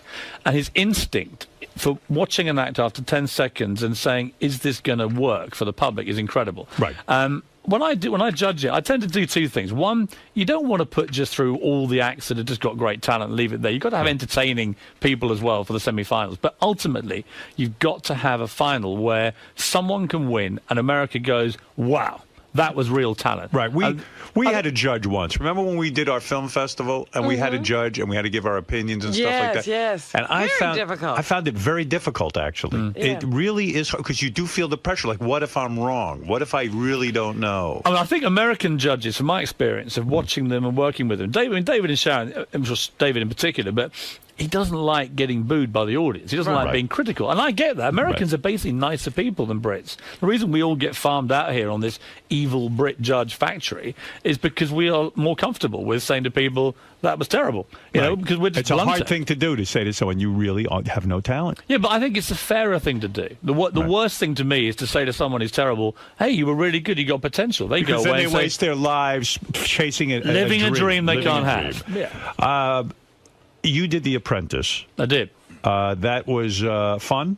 It was a month on the streets of New York. Why with did everyone a hate bunch of D-list wackos? It was great. Yeah, but why did everyone hate you? People were threatening to quit the show because they couldn't stand to be with you. The only ones who wanted to quit the show because of me were the New Yorkers, and I thought they were a disgrace to their city. Who was a New Yorker? Stephen Baldwin. I mean, he spent half the time lecturing me about God, and then the other half he'd be saying, God, man, when I was a Hellraiser, I had 10 hookers in Vegas. I was like, well, make your mind that way. Yeah, right. Which side of the fence are you going to dance, Steve? He wanted you to know he once had a life. Yeah, and then Vinny Pastore morphed into Don Corleone, and every 2 minutes he'd go, you better watch your back next time you're in New York. And eventually I said, you are not Don Corleone, right? That's you're a character. Vinny Pastore, all right? You're a soprano by day, but by night you're just So alone. you're saying that Vinny Pastore now thinks he's a real soprano. Yes. And you're saying that Stephen Baldwin's religion is... I think he had complex issues about which side of the fence he wanted to Do you think dance. he's really religious, or is this a shtick to get him some attention? I wouldn't question his integrity in the religion. Why don't we? You're right. I think it probably is. Yeah, I think it's a load of why are horse you going shit. to be nice now? I think he wants to be. I think he wakes up on a Sunday morning, he turns on his telly, and he sees these guys going blah blah blah and making millions, and he thinks he wants a piece of the action. It's my honest view. You have said that being on The Apprentice, that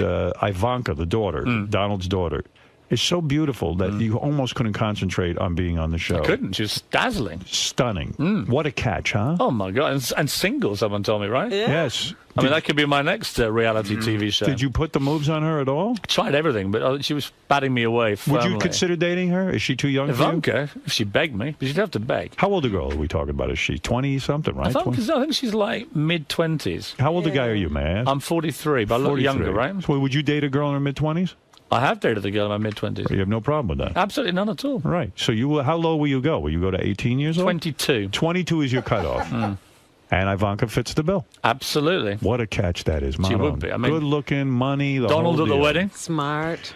If she's listening. Actually, the funniest moment in The Apprentice involved you. You probably don't even know this, but eventually I was going on a Baldwin. We had to get a charity auction going and get people helping and everything else. And I was getting Simon Cowell, the Duchess of York, Andrew Lloyd Webber, all these people. Bang, bang, bang, bang, bang. Nothing from Baldwin. So he went out one night to go and sell tickets to the auction. Didn't sell a ticket, having trawled the clubs for 3 weeks. I said, it's your town.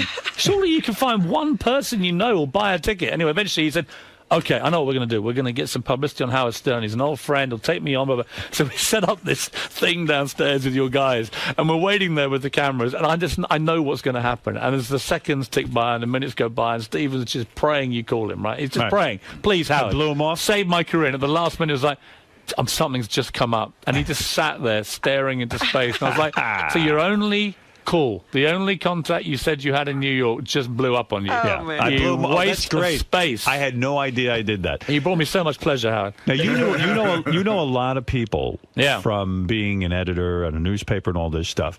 The story goes that you are the man responsible for introducing Paul McCartney to Heather Mills. It's completely true. Do you feel bad about How did you know Heather Mills? I was editor of the Daily Mirror, one of the big tabloids in England, and we had an event called the Pride of Britain Awards in 1999. And it was like a sort of saluting of ordinary people with big stars, presenting them heroic awards and so on. And Heather Mills came and made a speech, and Paul McCartney hadn't appeared in public since Linda died about a year before. And he turned up halfway through the lunch, sits next to me, and it's like an amazing moment. Everyone goes crazy. Heather Mills gets up and makes this inspiring speech about landmines and so on. And you actually see, it's a video clip where Paul McCartney nudges me with his elbow and he says, "Who's this?" And to my utter undying shame as a Beatles fan, I tell him, this girl's great and she's this and she's a vegetarian and she's got long blonde hair. And, you do the maths. And afterwards they met and they got on really well. Were you surprised that he was attracted to a girl with one leg? Seriously. I'm very shallow. That's a tough one. Did she know? Do you know, in all honesty, yes. I'm with you on that. I find it a bit weird. But did he know at that time that she had one leg? I don't know at the time. I don't know about that. I do know that he knew that he thought she was quite a nice person and not the greedy, grasping little gold-digging hoe that she turned out to be. So I would like to publicly apologise to Paul McCartney because Have you seen him since? Yeah, I keep apologising. He keeps reassuring me and sort of comforting me and saying, "Don't worry, man." I said, "Look, I saw his daughter last week and she just shook her head at me and said, why? Why us? Why did you choose our family?" Right. Stella McCartney hated Stella's very cool but guy. She hated her. Yeah, and she said, "Dad, what the hell are you doing with this woman?" And of course, the more we found out about Heather, the worse it got. And the good news, though, from your point of view, is that she's decided she's so hated in Britain. She's the most hated woman in British history now after skinning him for $50 million. Right. She's coming to America where she says, quotes, "They love me over there." So congratulations, New York. You're getting Heather Mills. So you were duped in a sense. You were not a good judge of her. Do you know what? I was taken in like he was, and she was very, very good at that. She would make out she was this great charity fundraiser, and she was an honest woman. But in the end, how soon did you realize it was a big mistake? How long did it take you? I think it was when they got married. Even then, it seemed okay. But there was. I was getting feedback from people who know Paul McCartney saying that she was getting very irritated that all the attention was going to Paul when they went out. Right, that's what I heard. It was like, and eventually it was quite funny when the divorce papers came out. You saw just how she was trying to get like 500 million or something. It was ridiculous. Right. So I wrote this piece in my newspaper column in England, just tearing into this gold digger. And at the end of it, it published, and she rang me, and she went screaming, "What have you done?" I was a screaming banshee, and she said, "God!" And then eventually she stopped in mid-thing, because I said, "Well, I'm not putting up with you talking to me like this." I said, "You're just a greedy gold digger," and that's the end of it. And she said, "What?" And eventually she calmed down, and she said, I know what it is." And that Geordie voice of it. "I know what it is. You're a Paul fan, aren't you? And I sort of paused and I said, "Well, Heather, you know what it's like?" So on the one hand, we got a guy who wrote Yesterday, Hey Jude and the Beatles. On the other hand, we have you, a gold-digging little bimbo, trying to skim him for all the profits of Hey Jude. It's not a difficult one, is it, love? Right. What? Bang! Boom! And that was it. That was the end of it. End of a beautiful relationship. So was the divorce her plan all along, do you think? It would be very cynical to think, but let's just say she's got a bit of form for taking old men to the cleaners, Howard. And how did you become so friendly with Paul McCartney? I was just a big Beatles fan, and we used to do stuff with him on the Daily Mirror. And Daily Mirror is sort of working class Labour, left wing paper in Britain, and it was very much his kind of roots from Liverpool. So he liked the paper and he became friendly with you. Yeah, and you can ring him up anytime. He's that much. Well, I wouldn't say that, but I mean, if I meet him, apart from apologising consistency, which I do, because he says to me, "Thanks, pal, you cost me $58 million." You're a very expensive friend. You should chip in a bit. What? Also, you mentioned that when you were a newspaper editor, you interviewed George Michael, the famous George Michael, and he confessed to you that he had sex with more than 500 men in the last 7 years. Is that right? It wasn't an interview. I went to a dinner party. I went to a dinner party, and I've been told you can be quite indiscreet. Anyway, this is about 3-4 years ago, and we sit there. There's about 8 of us, and bear in mind that I was there, and so was the editor of The Sun, who's another outrageous tabloid in Britain. you'd think he'd just show a little bit of discretion. Anyway, a few bottles of wine later, suddenly he just unburdens himself, and it's like he'd slept with 500 guys in the previous 7 years. What's his thing? He likes it in the behind, or he likes anal, or what is his thing? I think his thing is Hampstead Heath on a Friday night at midnight. Anything goes, Howard. So if you're in London, if you want to go to Hampstead Heath, you know what you're going to get. George Michael, very, very hot under the collar, right? But it was like that. He was being blackmailed by a male French hooker. He then began to name all the famous celebrities, some of whom were heterosexual to the public, who'd slept with his boyfriend. So by now we're like, what? Wow. He's telling this to you, who's a tabloid reporter. Yeah, and afterwards, of course, I obviously put it all in my book, and he was like, how could you be so indiscreet? I was like, George, you invite 2 tabloid editors to your dinner party, you then tell us you slept with 500 guys. What do you think we're going to do? It's like putting a big lion into a cage and chucking it some raw meat, you know? But people continually invite you to these dinner parties. They do. And yet you can be obnoxious at the dinner party. For example, you were invited to Madonna and Guy Ritchie's home, and you said to Guy Ritchie, hey, you used to be a bartender. Go get me a drink. Well, he was a bartender. He was my bartender. I live in a place called Wandsworth in South London. And the Guy Ritchie I knew used to be the deputy. He wasn't even the head barman. He was the deputy head barman of a place called Joe's Brasserie. And I used to go in there and click my fingers, and this Guy would run off and get me my beer. Next time I see him, unbelievably, he's standing next to Madonna. And I was like, what? So I go to a guy called Marco Pierre White. He's a famous chef, right? He's doing a show at the moment for NBC. And great guy. I saw him last night. Marco had a 40th birthday party in which he invited 40 guests. Right. And 2 of them are Madonna and Guy Ritchie. So I've had a few drinks by now, and I'm thinking, well, this could be quite funny. So that's Madonna, grim-faced, not drinking, doing a bit of Kabbalah and aerobics, the usual kind of crap. As she does all that stuff, she walks past, and there's already been... She's in a bad mood because there was an outrageous comedian called Bernard Manning. Yeah. Remember Bernard Manning? Not really. I mean, the most offensive, racist, sexist pig you'd met in your life. And he'd done his half-hour turn, and he... I remember because Madonna had this cap on, like a racing cap. And after about 20 minutes, she obviously wasn't laughing. Guy Ritchie was laughing. She wasn't laughing at all. And he just looked down at her and he went, "You're right, love." He didn't know who the hell she was. And he went, "You know what you look like?" And there's a famous jockey in England called Lester Piggott, right? Famous jockey. And she went, "You look like fucking Lester Piggott's sister." Like this. And Madonna just sat there in this cloth cap, dying of death, and everyone was howling at her. So she was already in a bad mood. So as they got up to walk around, I just said, "Hey, Guy, for old time's sake, mate, get the beers in, can you?" And he was laughing. She was incandescent. I mean, wow. You find her attractive? Not at all, mate. Not a good-looking woman? I mean, never has been.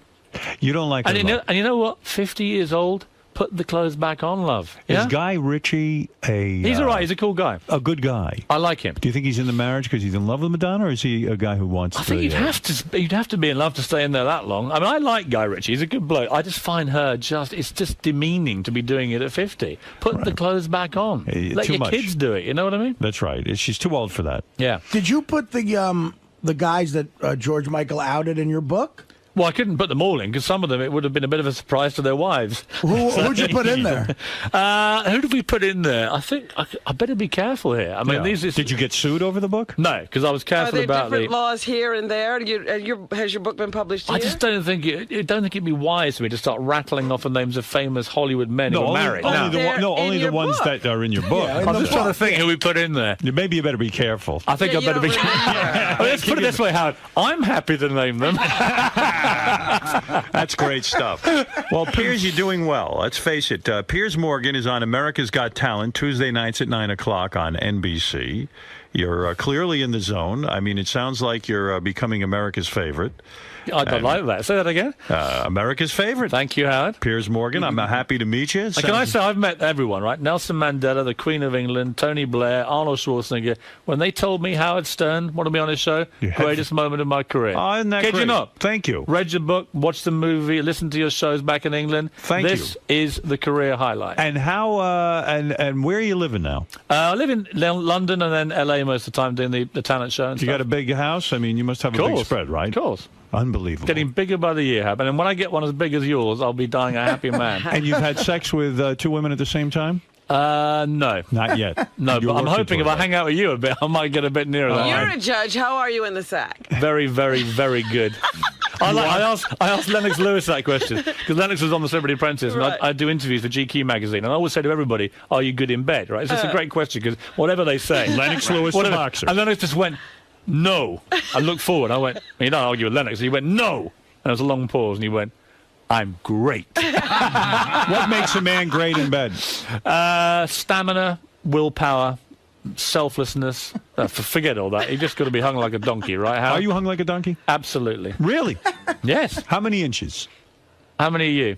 You want the honest truth? Yeah. Robin, what was I? I was just about 6 inches. Just under 6, right? Just How many? Under. Just about 6 inches. Oh, I'm bigger than you. That's all that matters. Really? If I die, I want my epitaph to say, hung better than Howard Stern. That'd be fine for me. Ever urinate on a woman? No.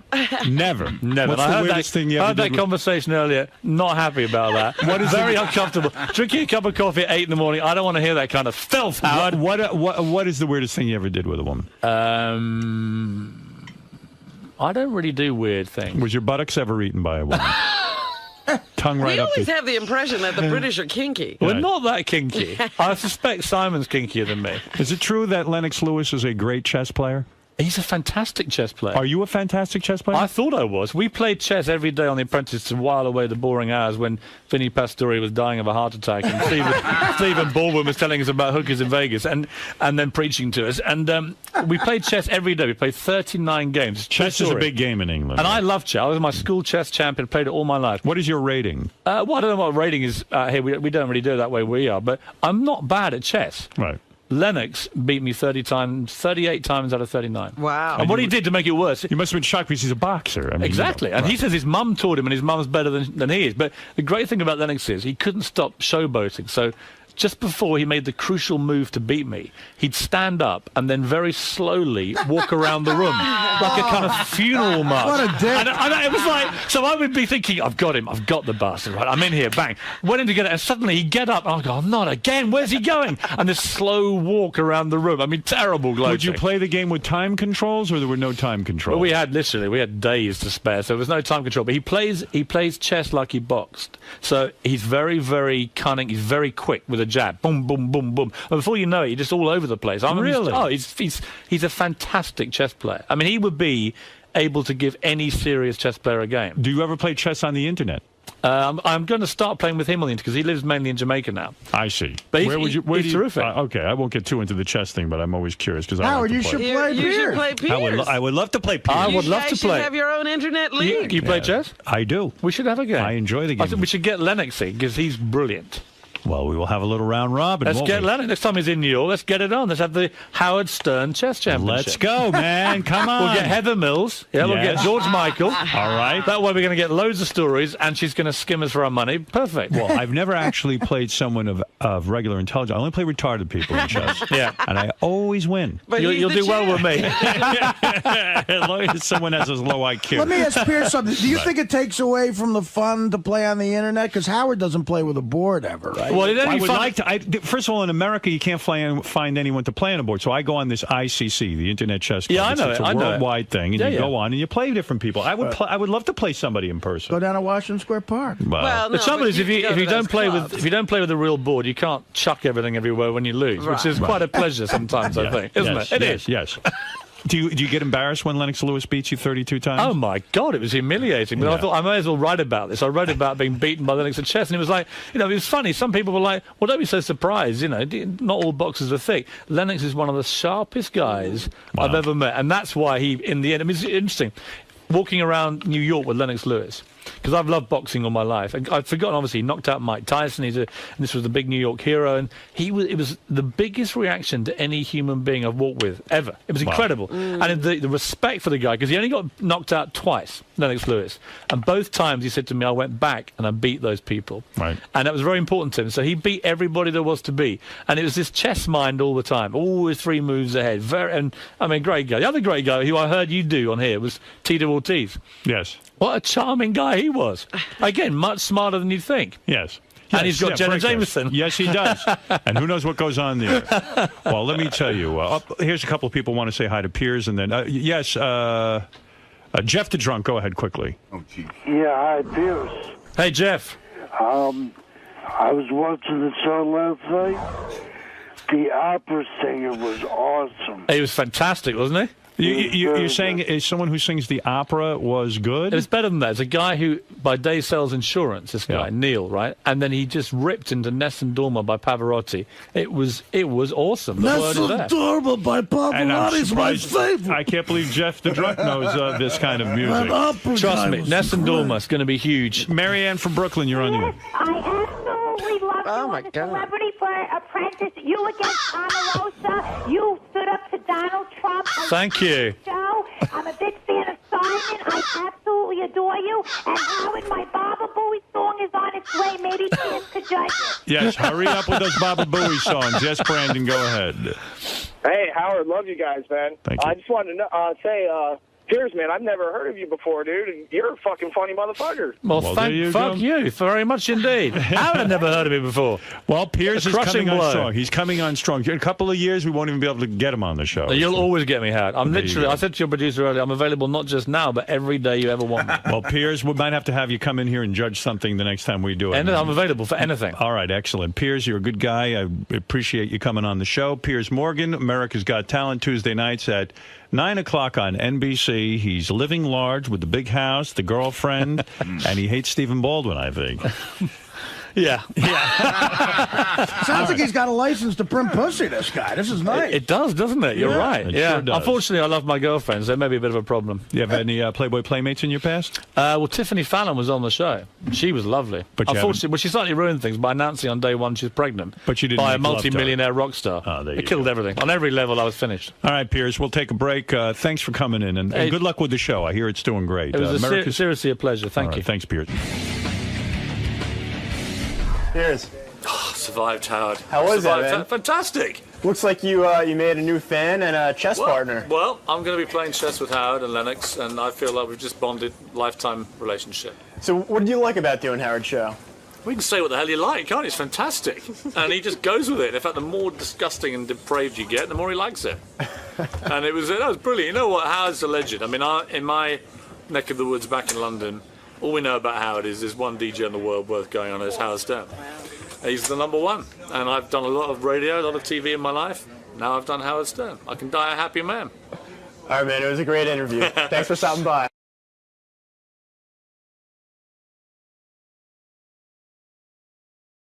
Best of the Wrap-Up Show. A recap and behind-the-scenes look with John High and Gary Dell'Abate. The Best of the Wrap-Up Show begins now. Hey, this is Jason, and on Monday's wrap-up show, they furthered the conversation about how I was talking to Kevin Kraft about taking gay pictures of him for a gay website to make money. You know, people were saying that I'm gay for even saying that, I'd be willing to do it. Look, I'm in it for the money, but like, what's so gay about wanting to take a picture of a naked dude?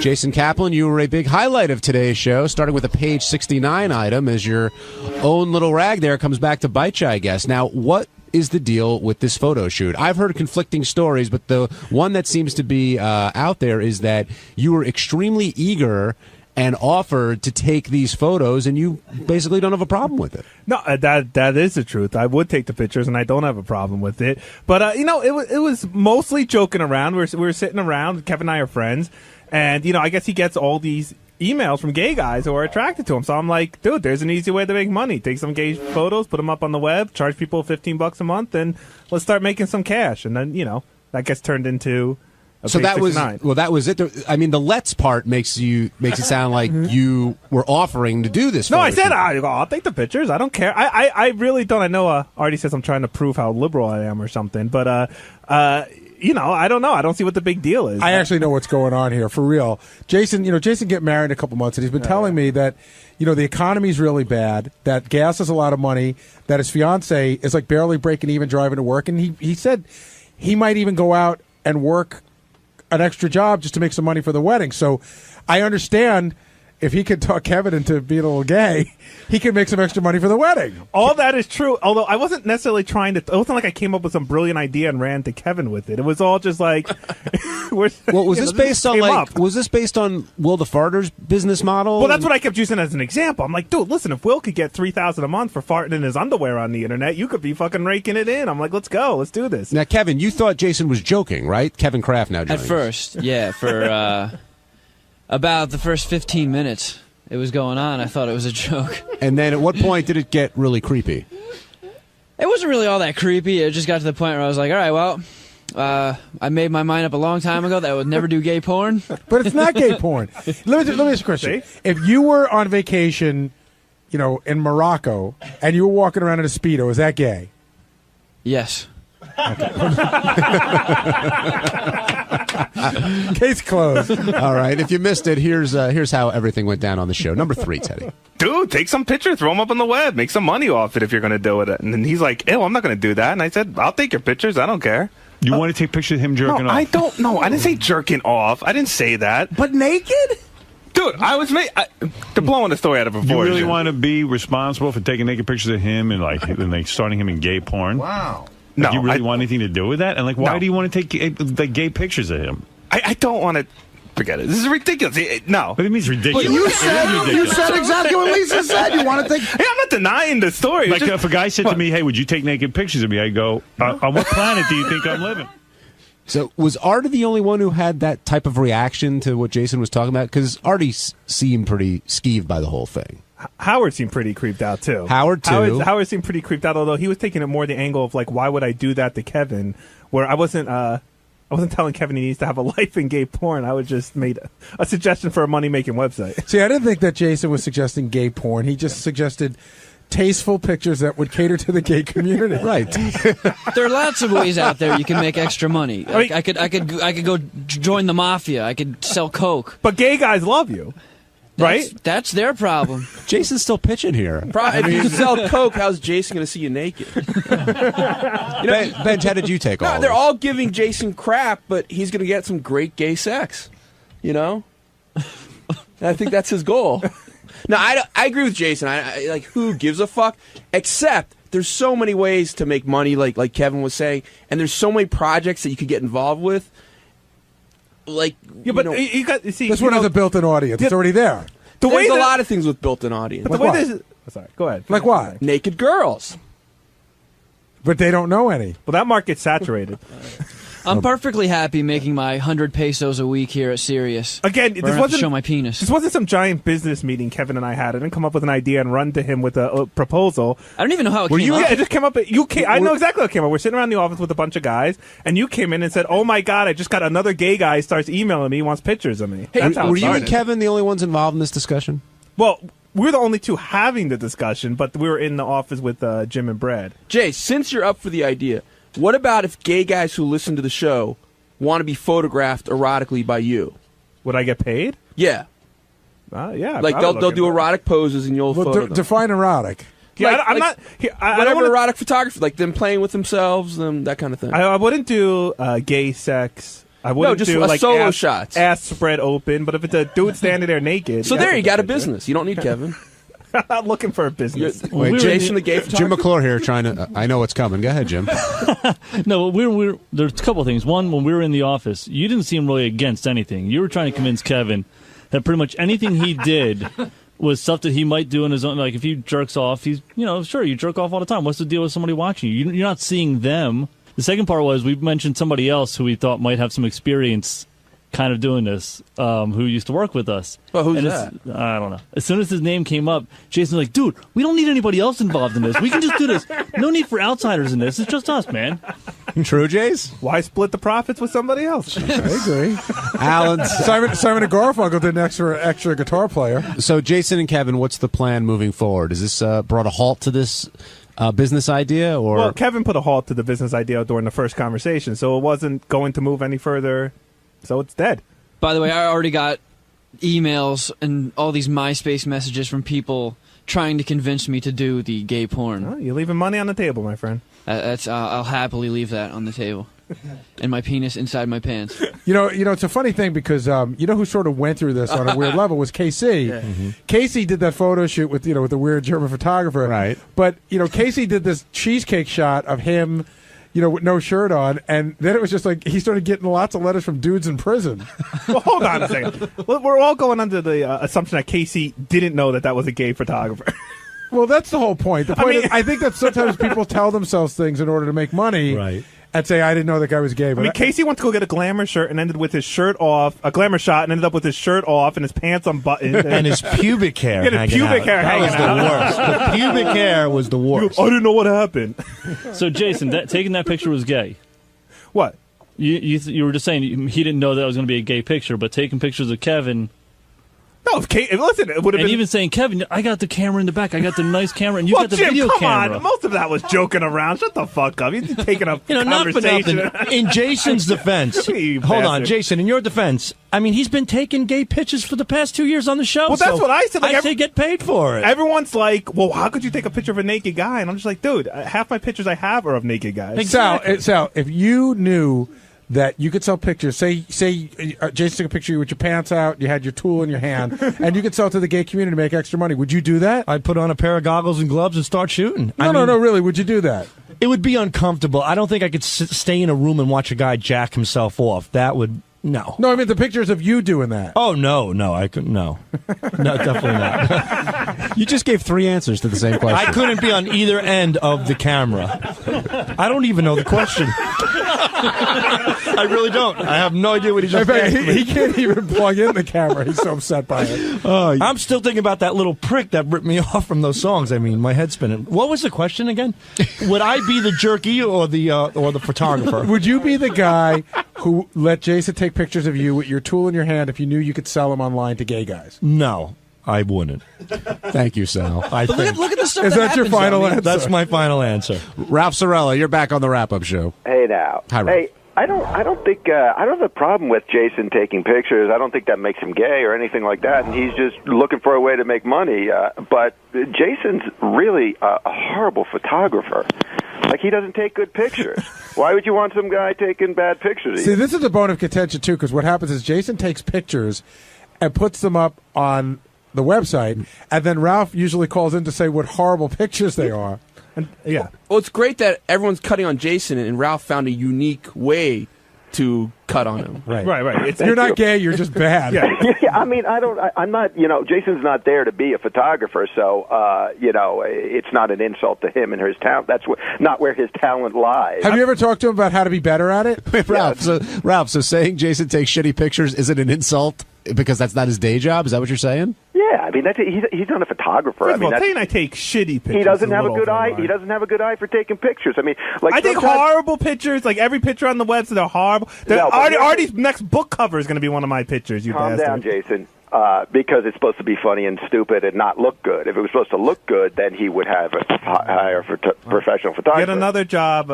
We don't do good enough. Jason takes 20 pictures of a hot chick, and sometimes I'll go over Howard's house, and when I'm not goofing on Gary, I'll say, "Hey, who was that chicken this morning?" And Howard goes, "Oh yeah, she was kind of hot. Let me show you some pictures." And he opens up an email, and it's got 20 pictures, and he's like, "I don't know, man. She looked good in the studio." Jace, do you take offense to this? No, not really. I don't care. I mean, listen, A, he's right. I'm not a photographer. I never went to photography school or had class or anything in it. B, I have about a minute and a half to take pictures in the studio after a chick's been in there.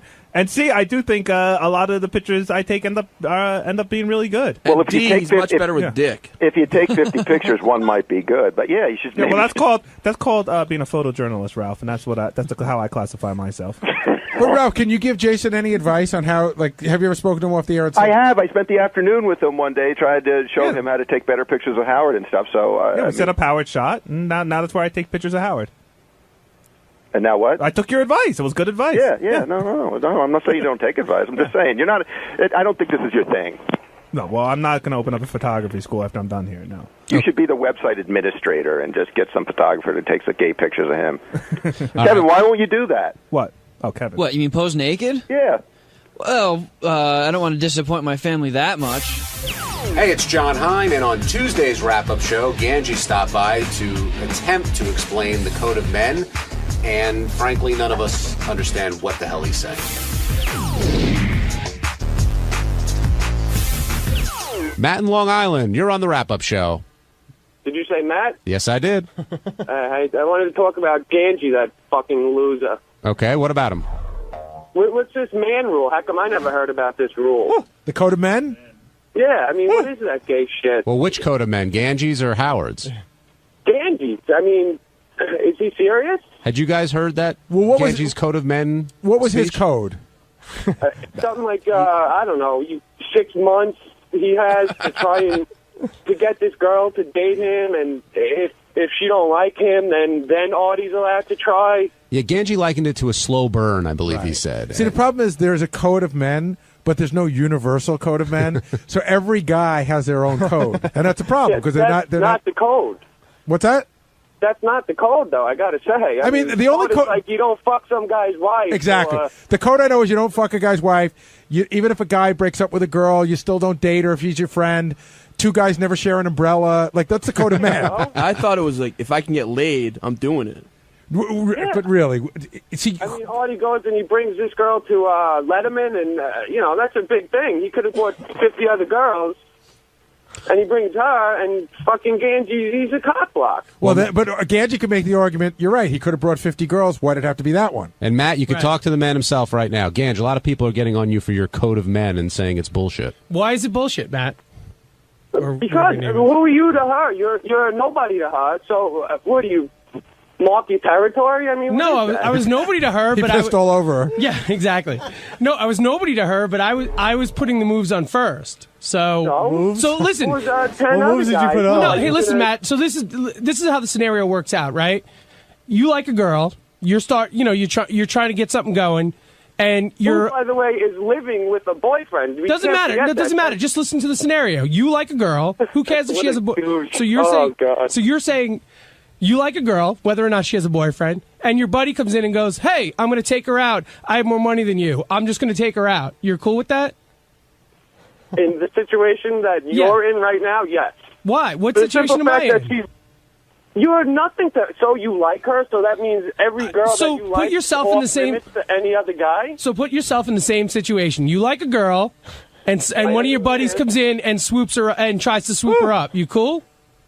You know what? You good with that? You good with your friend? Isn't that sort of what you were doing to this girl's boyfriend? Are you good? Are you good? It doesn't matter about the boyfriend. I don't know. I'm not friends with the boyfriend. But don't you agree that the rules are a little bit different here because it's an on-air thing? No, they shouldn't be. I mean, it shouldn't be. It's the same thing. Dude, if anyone in this room who I would consider a friend told me in any way, shape, or form they were interested in a girl, I don't care if she came over to me and said, I hate Gary. He's the ugliest guy in the world.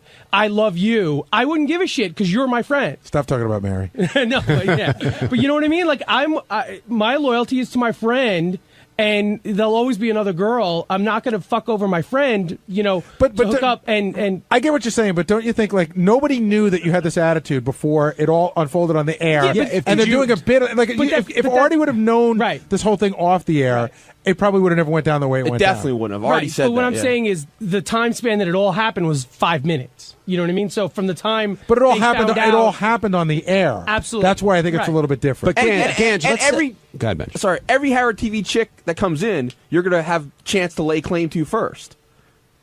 I guess, maybe, yeah. I don't know. No, because I don't deal with every single one of them. Can you lay claim to more than one girl at a time? Yeah, is it like Disney? Can you only do the Fast Pass for one ride, and then you have to go on it before you can do Fast Pass again? Where does that fit in the code, Ganj? I wouldn't lay claim to more than one girl at a time. Do you? Do you currently have a claim to anyone? No. You really Currently don't? No claims to anyone. No. But what about the time that passes? Like, how much time needs to pass before this girl becomes free game anymore? Like, you say you like her. Free game to anybody in the world, or free game to my buddies? Either or. Free game to my buddies is, hey, you come, you go. All right, I've already established that I liked her. Gary comes over to me and says, hey, dude, I really like her. Can I try? And then it's fine because we had a conversation. But how much time do you think is appropriate to pass before Gary has that conversation with you? A little time, just a little time. I don't know what that is. A little time. And Howard until keeps Ganji's over it. And Howard keeps making it like it's 6 months. It was no way in shape or form 6 months. It's at best 2 months. at best, which is so bad, but it's not as bad as 6. Do you still have claim to this chick? No, I have no claim. So My anyone boyfriend here, has claim like, you to it. wouldn't mind if anyone here really went for her? No, Benji, you can go for it. I got a question. What for about you. your ex-girlfriend? That I have claim for, and I'd have a big issue. How much with. time? I'd you guys were together so long that there's no the time. I'd have a big issue forever. Chris in Long Island, you're on the wrap-up show. Hey, good morning, guys. You guys are making it, like, too complex. Like, Ganji's argument is terrible. That's what you do in 5th grade. Oh, she's mine. I like her. Like, you just can't do that. This is so stupid. All right, so simplify it for us, Chris. Well, I don't know. Like, what happened now? Like, Artie just took her out, went to Letterman. Like, Ganji, who are you? You're fat. You're ugly. What does that have to do with anything? So is Artie. A lot. Okay, what is your point there? That was the stupidest point ever. Well, shut up. You're making it complex. Like, you guys are making all these, like, different analogies or whatever. No, we're asking Ganji what the rules are. The Ganji's throwing it back at you and saying, "Well, what is the rule? What's the code?" Yeah, So you're saying Ganji? It varies. Like, it's survival of the fittest. Like, you can't just. So Ganji has no right to be pissed off at Artie. Or... No, not at all. All right, so let me see your girlfriend. Maybe I'll steal her from you. Yeah, good luck. Yeah. What's his name? All right, thank you, Chris. Let's go to Jay in Michigan. Jay, you're on the wrap-up show. Yeah, Gans, man, what a pussy you are, dude. You should have shot your move on this chick a long time ago. I agree with you. You know, what's the deal? I mean, you knew she had a boyfriend. I mean, you should have just got her to give it up. If she wasn't going to give it up, then leave her alone. Well, I think going into it, none of us had a chance personally. So I think, you can't be mad at knowing Artie. that, You know, she's free game. She's fair game for everyone. Hey, Ganj, if the girl makes it clear to you that you don't have a shot, yeah, then the yeah. other guy should be allowed to do Yeah. it. Yeah, sure. Okay. Because you did that to me once, but I did. Yeah. What I do? What happened? Do tell. What did I do? There was a girl. that Benji There's liked. been lots of girls I like that Benji liked. Yeah. So And then Ganji was aware that you liked them. Yes. And Ganji Oh, went after them anyway. Yes. No, because that was. Uh-oh. I know the person. I know what you're talking about, and we both started that around the same time. I mean, exactly the same time. Okay. You know. So Benji, But you wouldn't say you liked the person ever.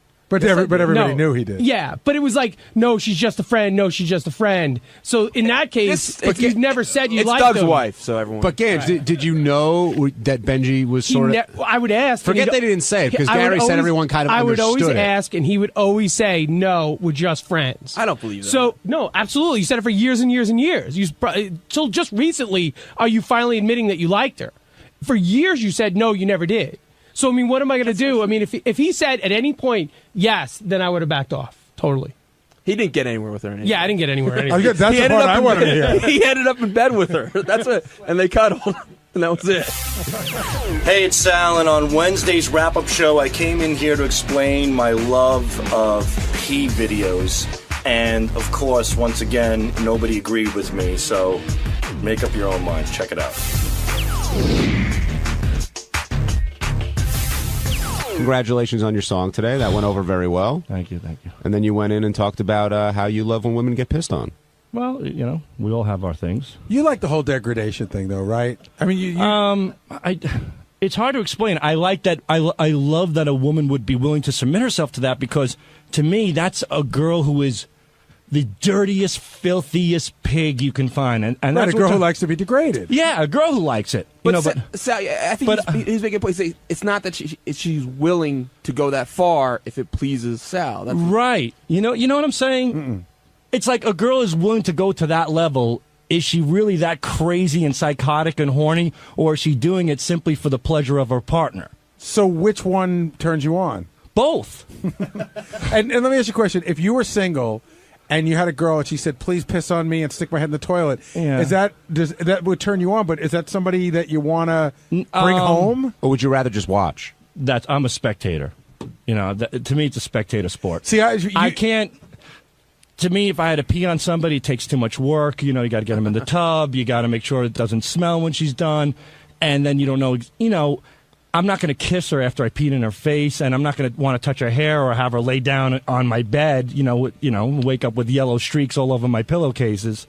So very well thought out, by the way, the whole thing. Yeah. I remember, like, for me, you really hit the creep factor about 3 months ago, like well into the red, when you told me about your favorite porn clip of all time, which is that guy Rocco, who... What's Rocco's last name again? Safridi. Rocco Safridi. So he does these movies where he smacks girls around anyway, which is really creepy to start with. Yeah, I don't like the smacking. But the one that he's talking about is Rocco's doing this girl from behind, and he just picks her up and runs into the bathroom, and while he's still having sex with her, he starts sticking her head in the toilet. It's great because his dick is still wedged into her twat, and he manages to pick her up and run with her like a football. This is Savannah Rocco, right? That Yeah. And But I remember, like, I watched the clip and I go, wow. I guess it's almost like when people say that they're into like rubber and bondage and stuff. Yeah. Like I watch those clips and I go, I don't know, just I don't get it. Yeah. And I didn't get where the turn on was for a girl to have her head jammed in a toilet. Me neither until I saw it. I swear. But I'm the guy watching. How about the girls actually doing it? You know what I mean? That's a lot worse than the person watching. Don't deflect. She got paid. That's true. Yeah. John in Michigan, you're on the wrap-up show. Hey, Sal, what's up, man? Hey, baby. Hey, if you and your wife actually got divorced, and you're talking about all this stuff about how you like to watch videos about girls getting pissed on and all that type of stuff, Yeah. if you and your wife actually got divorced, would you actually want to date a girl like that, dude? No, but I wouldn't mind. Like I said, it's just convenient and simple to watch it on video. You know what I mean? Sal just sort of answered that, I think, too. Yeah. I mean, if you're watching the Hulk, you don't want to be actually on it. You don't want it to be a live event. You don't want to be on that street when he's smashing cars and flinging them at buildings, as exciting as that might seem. It's just much more convenient to watch it and enjoy it from an entertainer's perspective. Do you guys really think hold on. The girl that getting pissed on, she's an entertainer?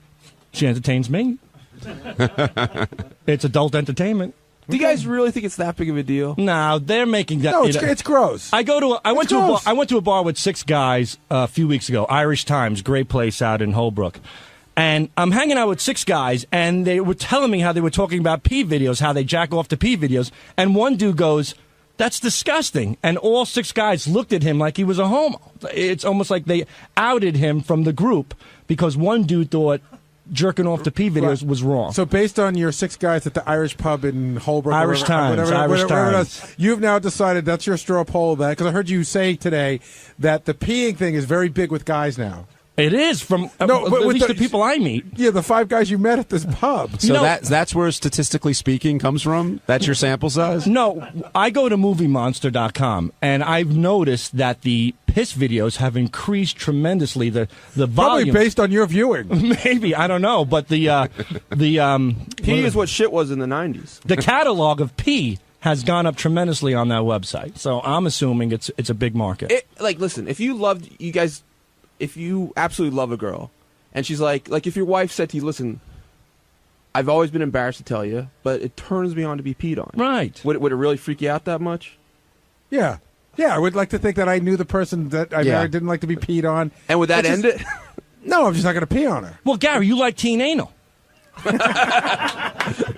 But you do. I mean, I'd rather have a 40-year-old woman pee on a 40-year-old woman rather than jacking off to somebody who was where it's borderline pedophilia. It's not borderline. First of all, teen anal. What? 13? No. 14? You know what the girls are in those videos? They're 30-year-old girls wearing plaid skirts. Keep telling yourself that. Yeah. Oh, they're I'm watching underage porn. That's I don't know, but Gary, but that's what you're imagining. You're imagining teens. I don't know that I'm imagining 12-year-olds or 13-year-olds. Like well, 13, that teens could be 19. I know, but I'm saying, okay, but that's your fetish, and I respect that. It's not my big fetish, by the way. Teen anal. I said I joked around that I watched it a couple of times. It's not what I live for. I don't live for pee videos. Oh, either. Yes, you do. No, they're just part of my repertoire. Listen, I don't go to like some teen something website, but you live on pissmops.com, which is a peeing website. All right, let's talk to Tom in Tempe. Hey, Tom. I don't get it. Hey, guys.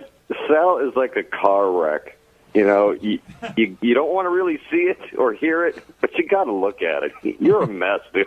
But hey, whatever floats your boat. I don't get it. If I go to a comedy show this weekend, I'll have 17 guys at the bar saying how much they love pee videos. It's just something. Maybe I'm stupid. Maybe I'm the Well, only, yeah. maybe I'm the only idiot that's saying this on the air, and every guy right now driving his car is saying, "Sure, I've jerked off to a P video here or there," and I'm completely right. And I'm only guilty of being honest. Do you believe that? Do you think everyone driving around is saying, "Yeah, of Not course"? everyone, but I'm saying that. What percentage would you say? 1. All right, let me ask you, Tom from Tempe. Yeah. Have you ever seen a P video and enjoyed it?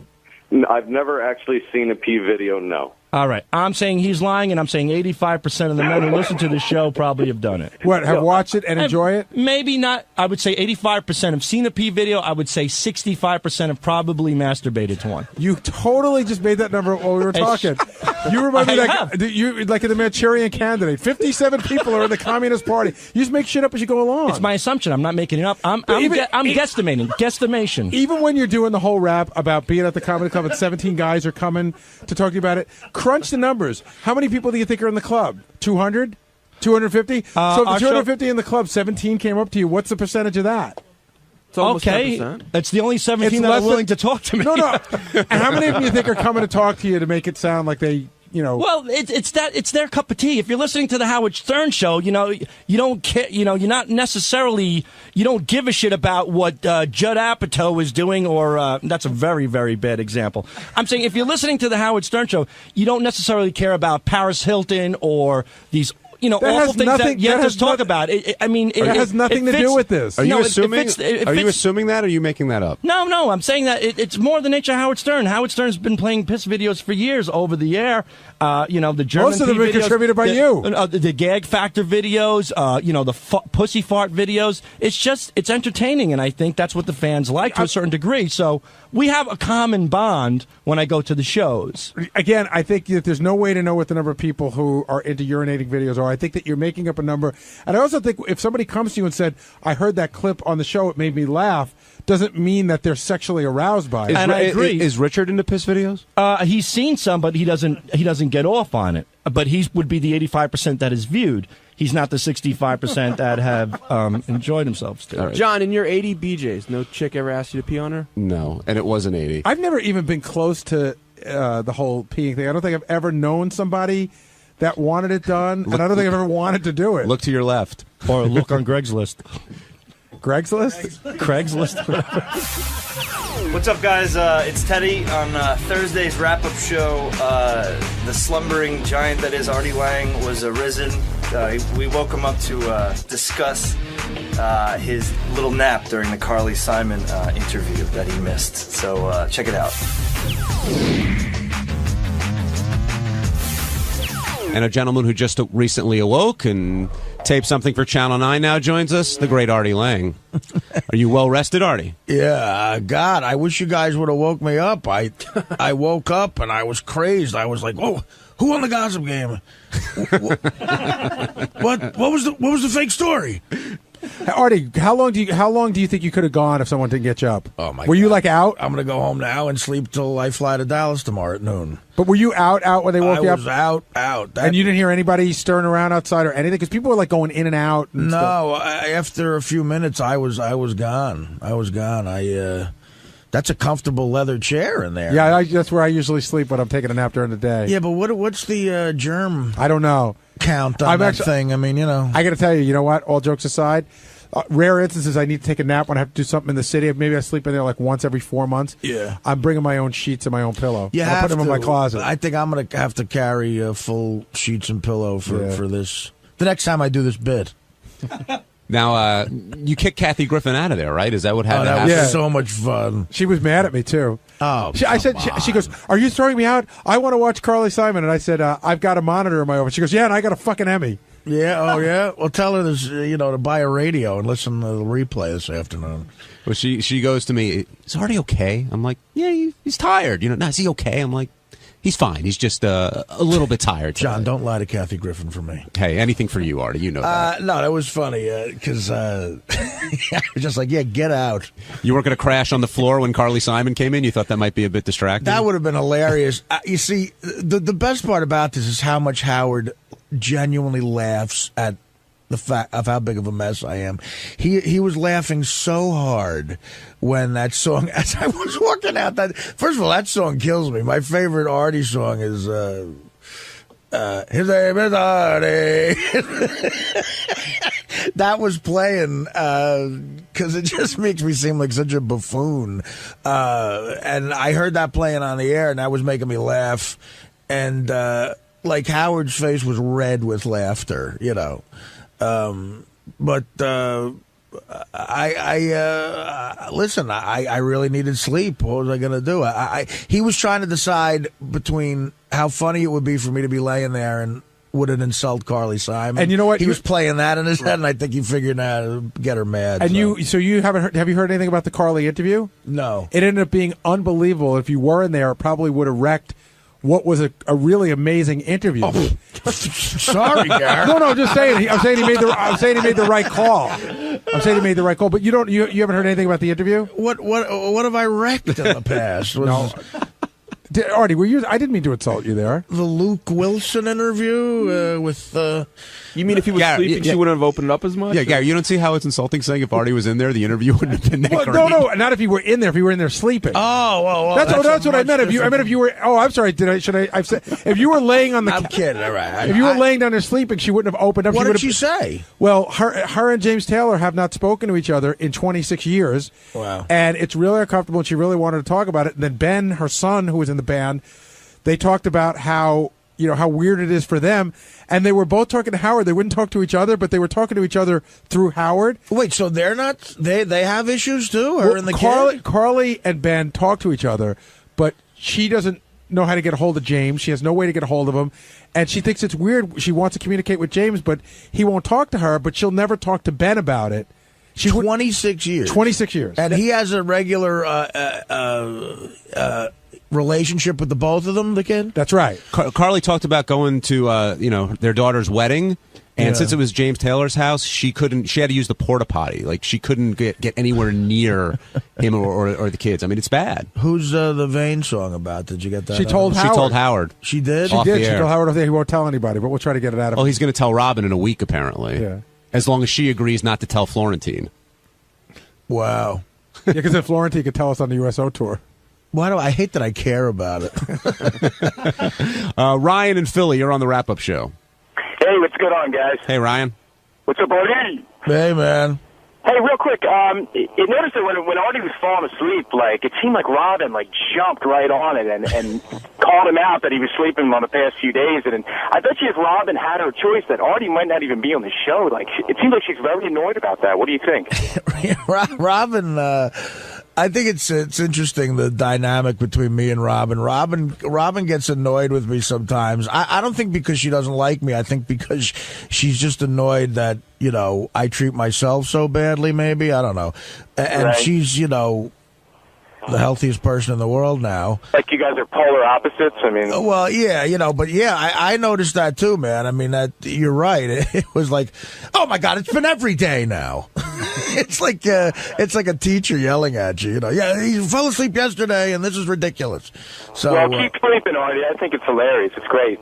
Well, look, this is a character I pitched years ago. They wouldn't let me do it. Eric in Mount Vernon, you're on the wrap-up show. Hey, how's it going, guys? Hey, Eric. I just wanted to grill Artie a little bit. I'm like that crazy bitch that was on earlier. I'm also a recovering addict. I wanted to see, maybe you guys, I know you got some cameras in there. I've never seen Howard 100, but maybe you could get like a zoom in close up on Artie's pupils, or if he's bringing in like some chocolate bars, or if he's drooling on himself, nodding out. Yeah, that'll be great. Can we do that? Wearing long sleeves. I mean, give him some sort of check over. Because it's like, it would be nice if the sleeping thing was preconceived, then it'd feel like at least we're being entertained because Artie's an entertainer. But I sort of feel like, maybe I'm being entertained because Artie's secretly, shooting the smack. Artie, anything you'd like to tell Eric from Mount Vernon?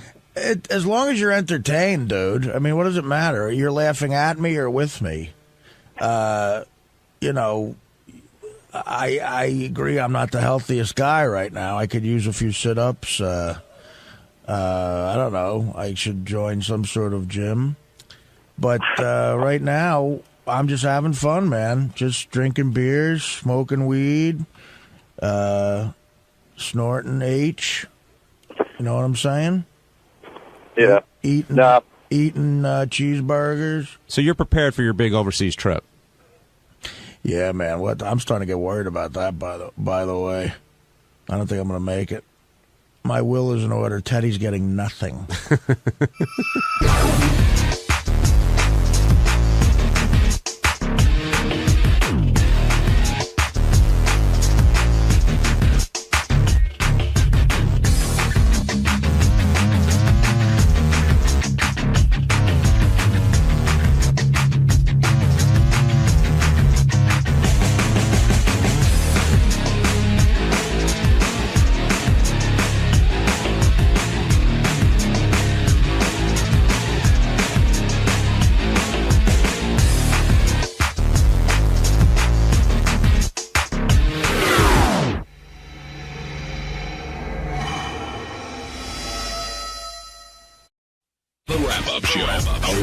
And behind-the-scenes look with John High and Gary Dell'Abate.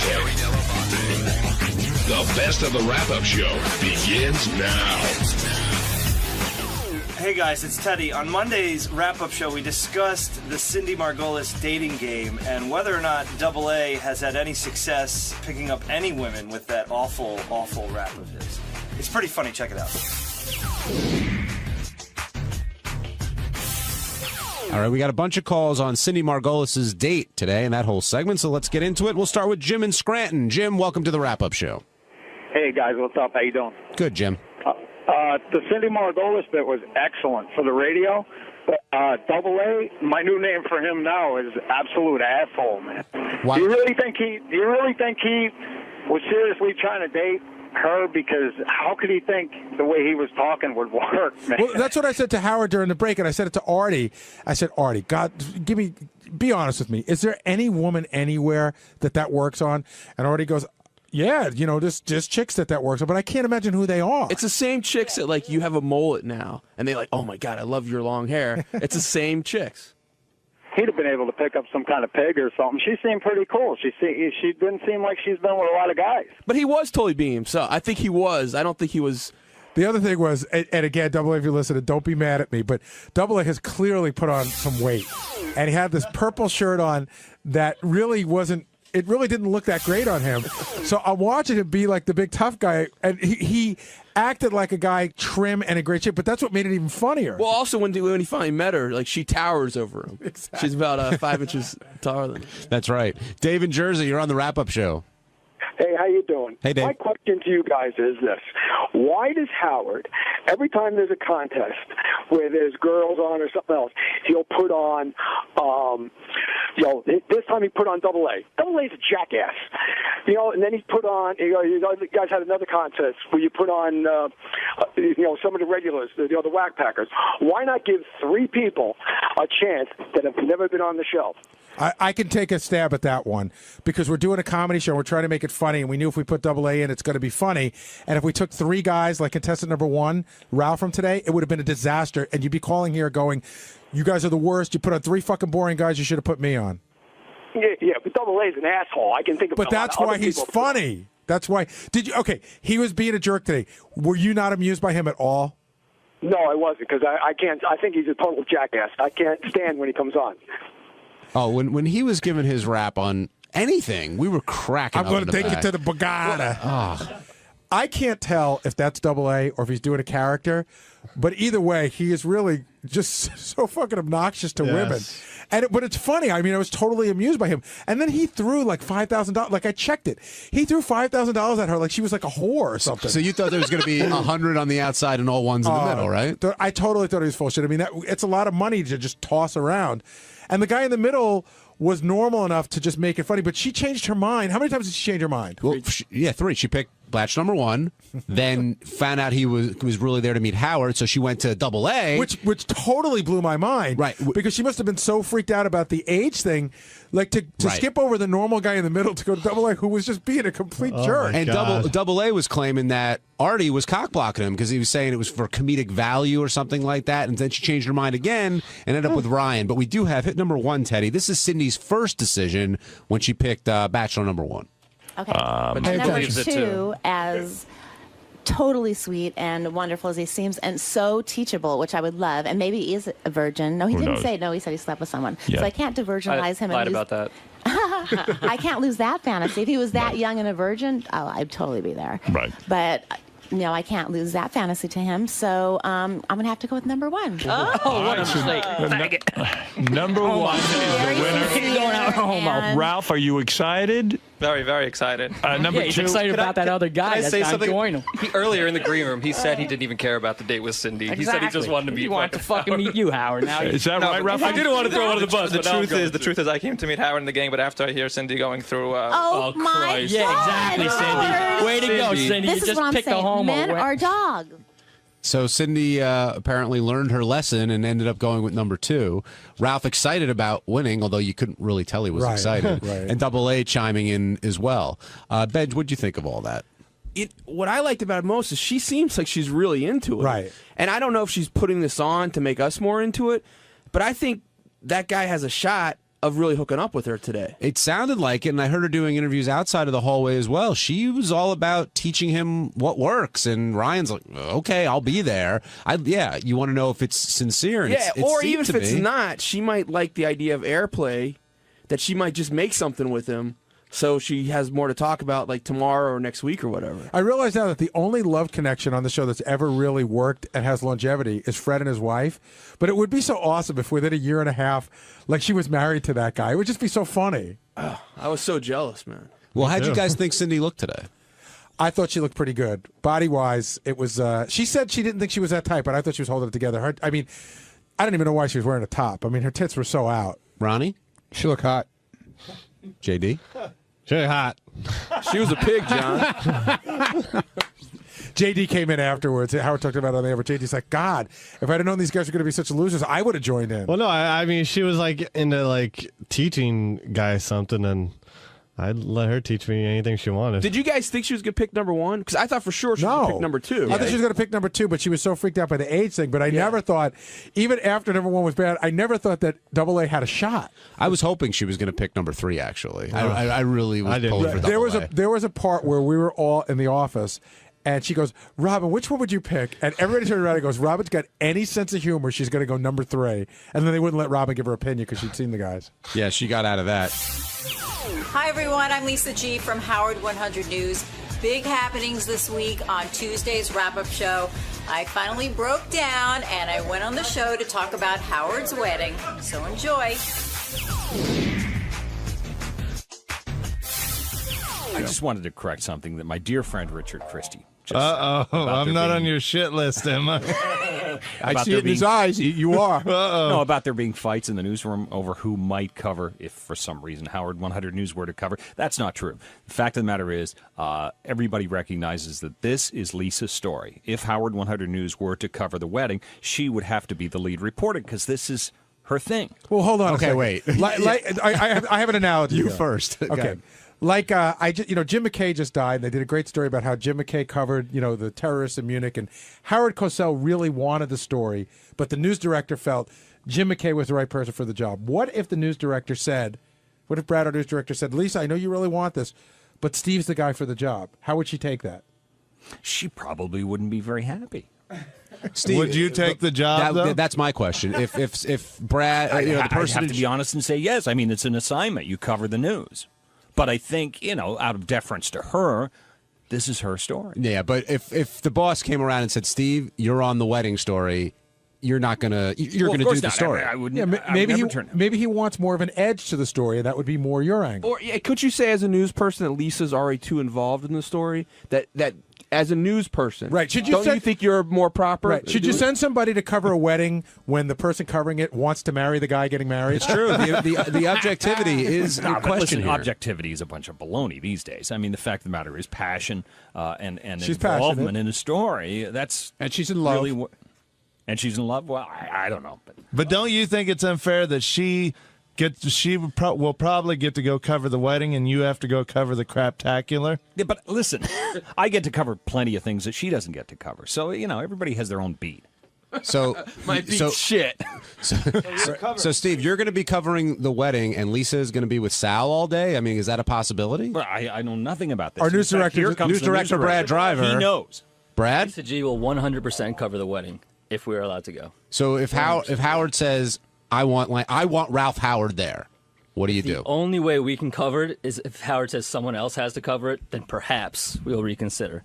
But as of now, Lisa G is definitely covering the wedding. Now, did she all ask right, you to Brad, cover the wedding? You did your job. Lisa, take the sword away from your neck.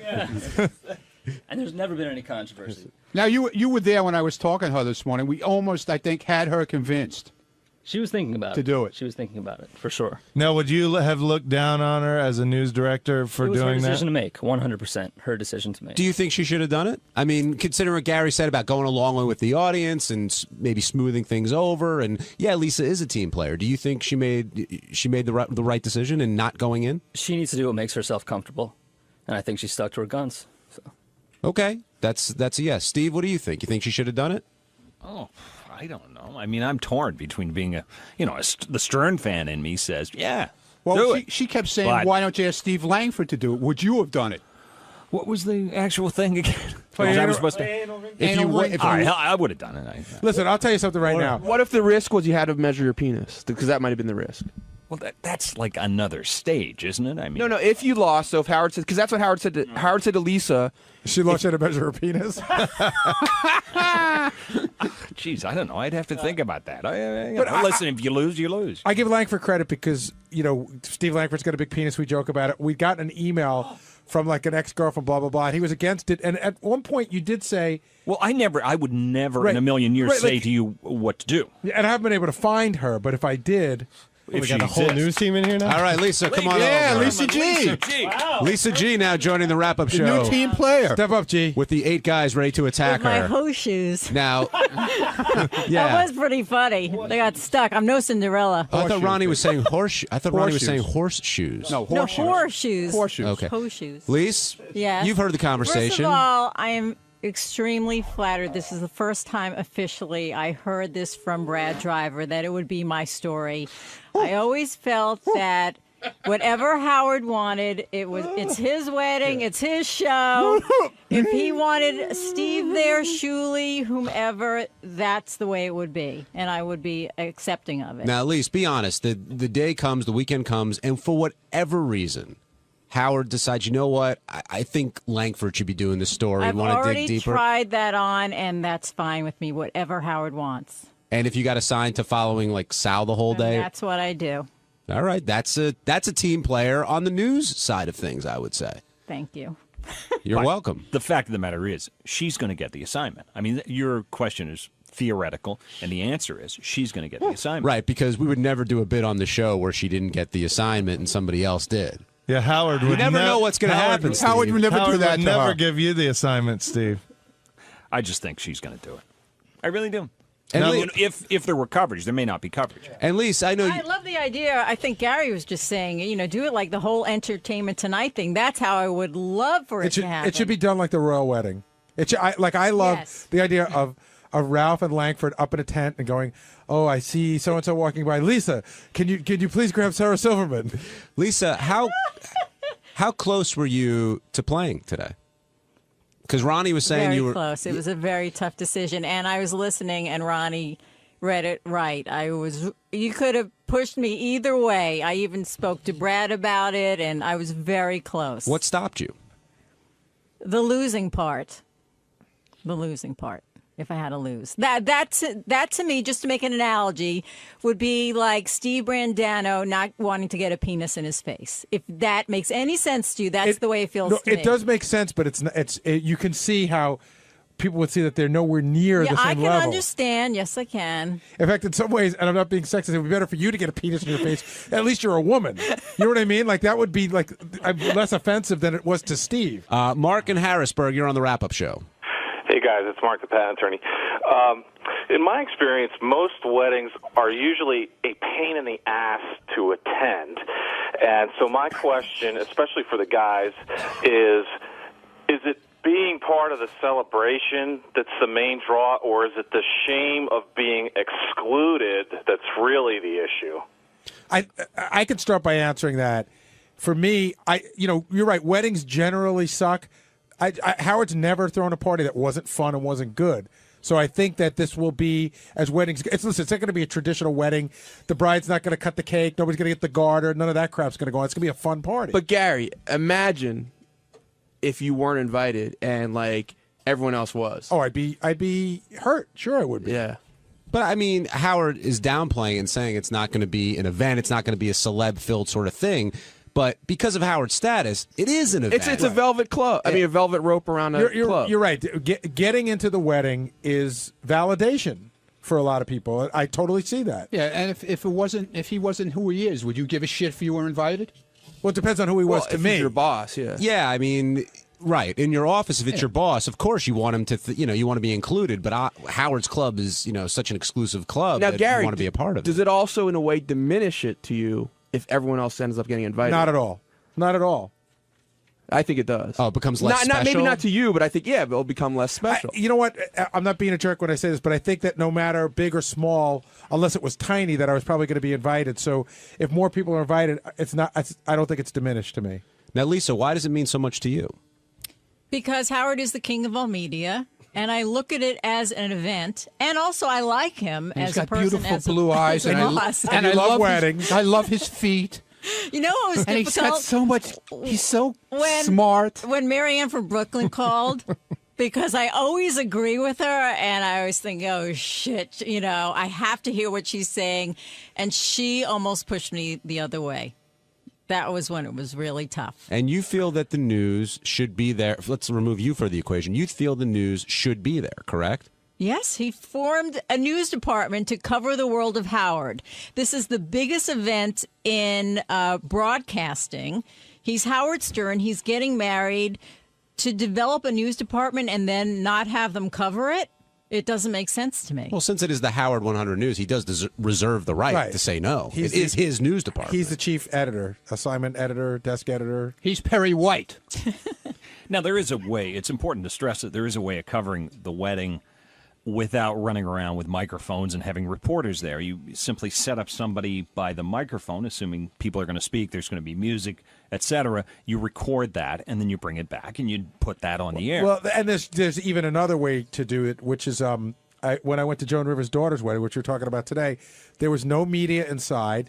And then when people got outside, I saw people talking to the press, and that's a way it gets covered as well. But Lisa, are you gonna dress like you would go to a regular wedding, really nice, or more newswoman like? Like, how are you gonna look at this wedding? Well, if we get to cover it, I'll dress appropriately for the wedding. If it's this formal attire, I feel we should be dressed in formal attire. They do the same thing on TV, on Entertainment Tonight and Extra, when they go and cover, let's say, the Grammys, the Emmys, the Tonys. They're dressed formally. So and are you the looking at dresses already and stuff? No. What if he wants you to wear like that outfit that Anal Ring Toss? I'm going to buy you your shoes, though. Or what about the Howard 100 News jacket? Yeah, the gold jacket. Look, I know Howard said he wants us to wear it. If he does, and that's what we do. Okay, will it be bad if, when, how the band takes a break and they all eat at that little table behind the curtain? If you had to, you know what I'm talking about? Yes, I do. If you had to eat with the band, would that be okay? I'm prepared. Look, we haven't been invited to any of his parties. I haven't been.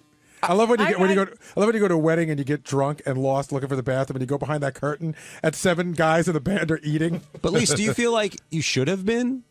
I should have been what? Invited to I know that stuff. You use the word entitled. Yeah. And that's not how I feel. I feel like how I just explained it. Then why did you create a news team to cover the world of Howard and not have them at the biggest event in Howard's history here? One of the biggest events. One was starting broadcasting here, which we covered.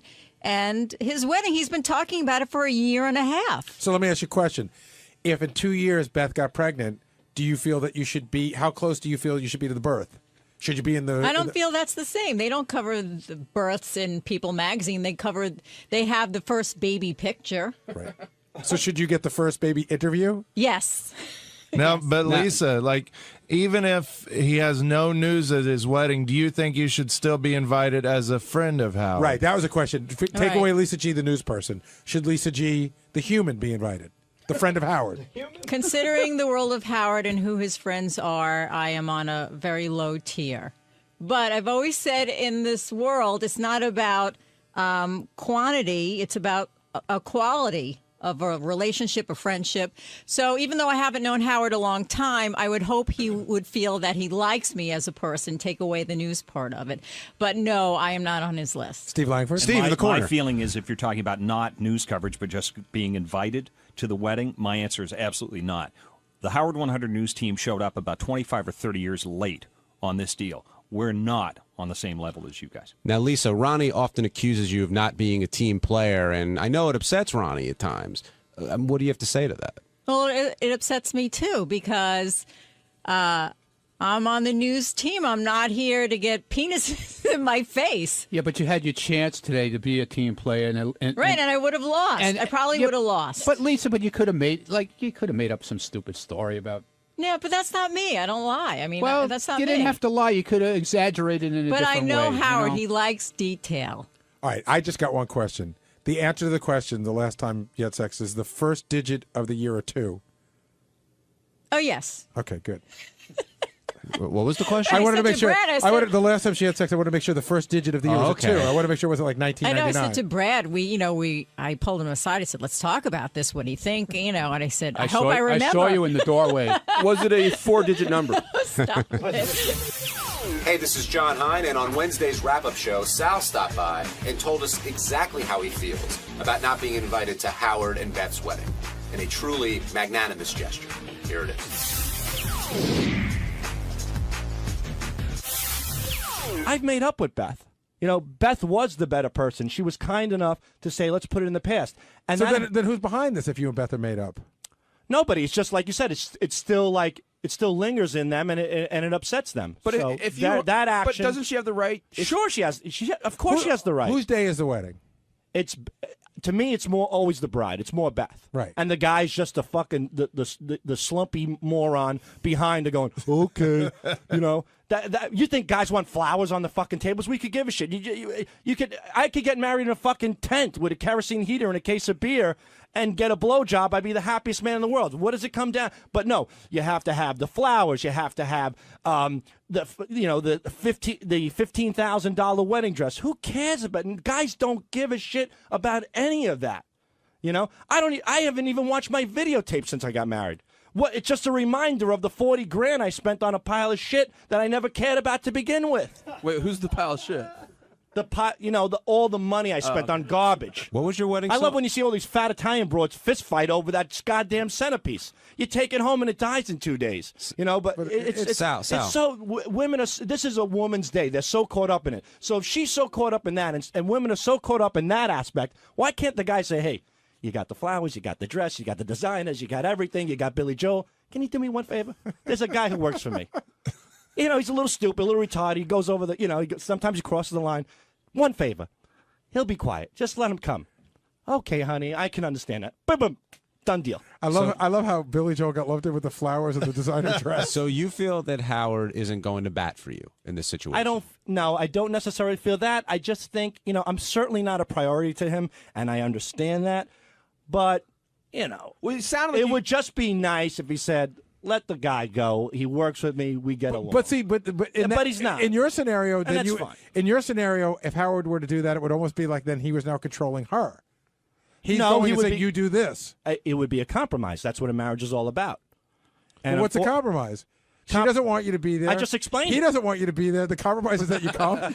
Well, it's compromising with Sal. Well, I don't understand the compromise. So does this mean if you are, just hypothetically speaking, somebody throws him another surprise birthday party, am I not invited because... No, because I'm throwing the party. It would be my decision to have you come, and I would have you come. If Beth's throwing that party, you ain't coming. Right. See that? But if I were throwing the party, you'd be there in a minute. That's the unfortunate thing because... Again, I'm really grateful that Beth was kind enough to forgive me, but I find it odd that if you forgive somebody and then also like, I forgive you, but you're not here, you're not there, you're not I'm there. not even positive that Howard and Beth won't have a party in 2 years. I'm pretty sure you'd be invited to that. I think it's the wedding thing. It's the wedding day. It's the most important day, And I get it. and you sort of crapped on that. And I think if it were a summer party, you'd probably be invited. Then that's fine. I just think it would be magnanimous I can't say that It'd word. be what? Try again. Yeah, try again. No, I just think it would be nice if they just, put it aside and said, hey, you know what? This is our way of saying that it's all good. But why do they have to? They don't, but it would be nice. For who? For Sal. Of course. But you know what? It'd be and them. You would come across so much better if you were magnanimous. Magnanimous. And you just said, wow, I must have hurt her feelings. I feel bad about that. I'm not going to make an issue of it. And that's exactly. And I hope one day we can have a I haven't relationship made an back issue. again. Every day you guys are on the air. No, but today you came up hold on. and you said, Howard, you want me there, but you're not fighting for me. You're being a pussy. No, I didn't say he's a pussy. No, I'm characterizing what you said. But the thing is that, it's his call. It's his future wife. It's his, and that's it. That's the way it is. Keep writing but it you off guys, every day you guys go on the air. Sal's, you make sure that I hear it. And I don't care. I know you're pushing my buttons. Sal's not invited. Sal's not invited. Sal's not. Yesterday I didn't make a stink. You guys ran in the studio and said I made a stink about the wedding. Did I make a stink, Richard, sitting next to you? No. I don't say a word about this wedding. Swear on the life of your 3 children and the life of Jesus Christ that this doesn't bother you.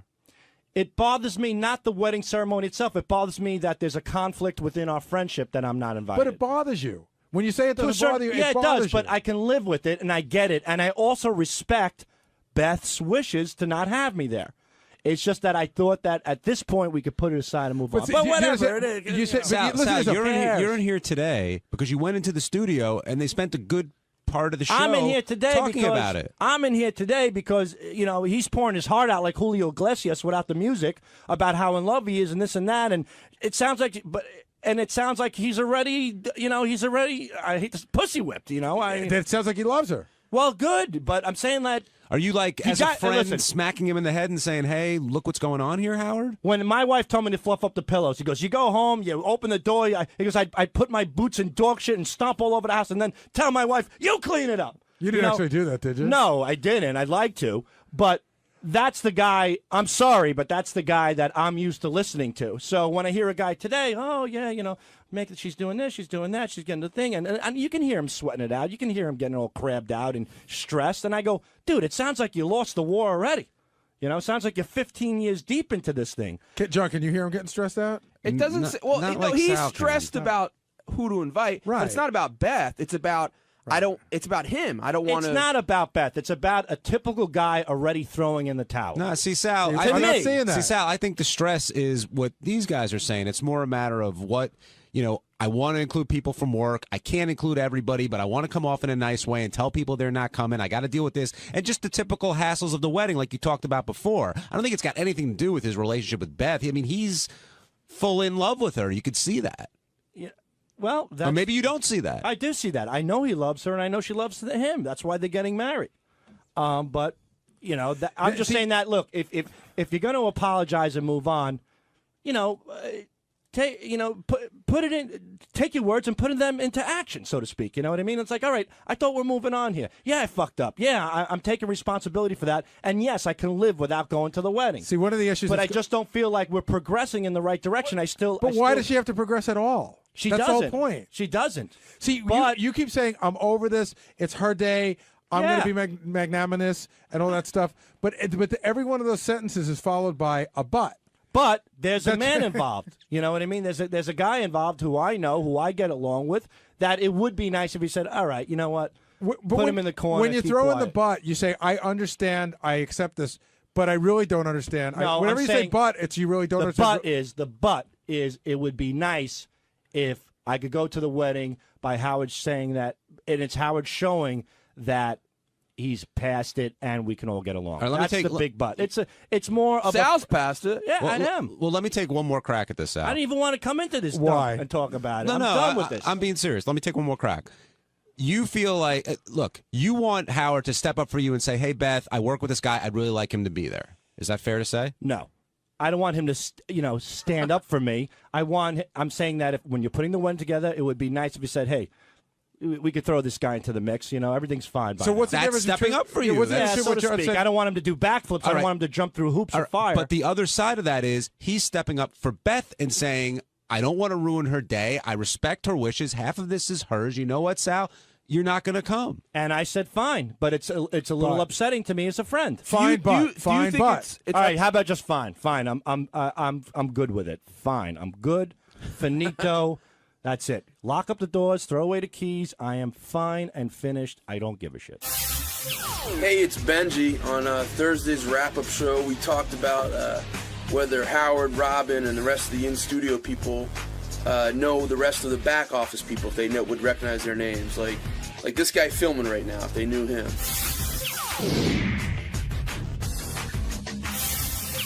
Now, I see Chris Costa and Joe Jordan in here, which reminds me of something else that happened today. Howard and Robin and Artie getting into an argument about who recognizes the faces of the staff who've been here for a number of years. And Robin was adamant in the fact that she knew people's names more than anyone else. But the rap on Robin has always been she knows no one's name who works here. What did you think of all that, Gary? We needed the right set of people. Neither one of them knew any of the guys from the TV show. Evan was a great choice for Howard, but apparently I didn't realize as I was bringing Evan in, he said to me, "Robin knows who I am. We talk every morning. I know she knows my name." So, but it was funny that Howard didn't. Howard wrote down Phil on a piece of paper. I've been calling him Phil for the rest of the day today. Now, Joe Jordan, when you walk in there, did you expect anybody to know who you were? Clearly, Artie, you guys have had a talk before. Yeah, just Artie. I didn't expect anybody else to know. I mean, me and Artie talk a lot, so. And does it bum you out, or do you sort of No, expect not at all. it? Not at all. I mean, I expect that they don't know my name. Now, where does I like being anonymous? Now, where does everybody else, Sal, do you think stack up on the knowing the name list when you include Benji, Artie, Fred, and even Gary in that mix? I would say Gary knows the most. No. In fact, I got to make an admission. I know Joe's name, and I've known Joe's name, but I felt really bad because sometimes I forget it, and now I'll never forget it again. But like the other day, I brought a tour in, then bring it through TV, and I go, "This is Scott DePace, our director. This is Brian Phelan," and then I don't say anything, and Joe's sitting right there, and I feel like a fucking tool. But I didn't remember your name. Do you know? Have you picked up on that? No, I mean, really, I probably wasn't even paying attention. I mean, I know you come in and I felt really bad. tours, I'm like, because that's how people have come to hate me. They're like, "Oh, he doesn't introduce me, like I'm a piece of shit." And I just couldn't remember. I really the name. don't take it personal. And a lot of people come up to me, like I talk to, and they say, like, they know I work here, and they say, "Oh, does Howard know you, or do you talk to Howard?" And I flat out tell him no. So. But the weird thing is, Howard may not know your name. Or does Howard know you? And I said, probably he knows that I work here, but he's got no idea what I do or what my name is. But if you were like, I see in the morning when guys are in there doing work, like Howard likes talking to people that work on the staff. He just doesn't know everybody's name. But like if you were in there working on something before the show started, he would totally talk to you if you said something to him. He has, like, just kind of small talk, when I get in early, like turning on cameras and doing whatever if I'm in the studio, but... Now, Gary, do you get confused by the intern sometimes and who's who? Oh, totally. I mean, you want to talk about that my special magic key I keep on my wall? I have. Might as well. When the interns start, we're up to about 15 interns a semester. So when the interns start, they all get their photos taken, and on my wall, which they can't see, is a picture of all the interns with their names underneath it. So the first 3 weeks of the semester, I have to look up there, and it takes me time. And sometimes, especially with the guys, for me, all our interns seem to be guys in T-shirts with baseball hats and short haircuts. They all look the same. Like, there's an intern sitting in here right now, and I'm pretty sure that your name is Emily. Is that right? Okay, good. So, I just learned Emily's name this week. She's been here for 2 weeks. So I'm working on it. Emily's great. Right, Emily? Thanks. You're very welcome.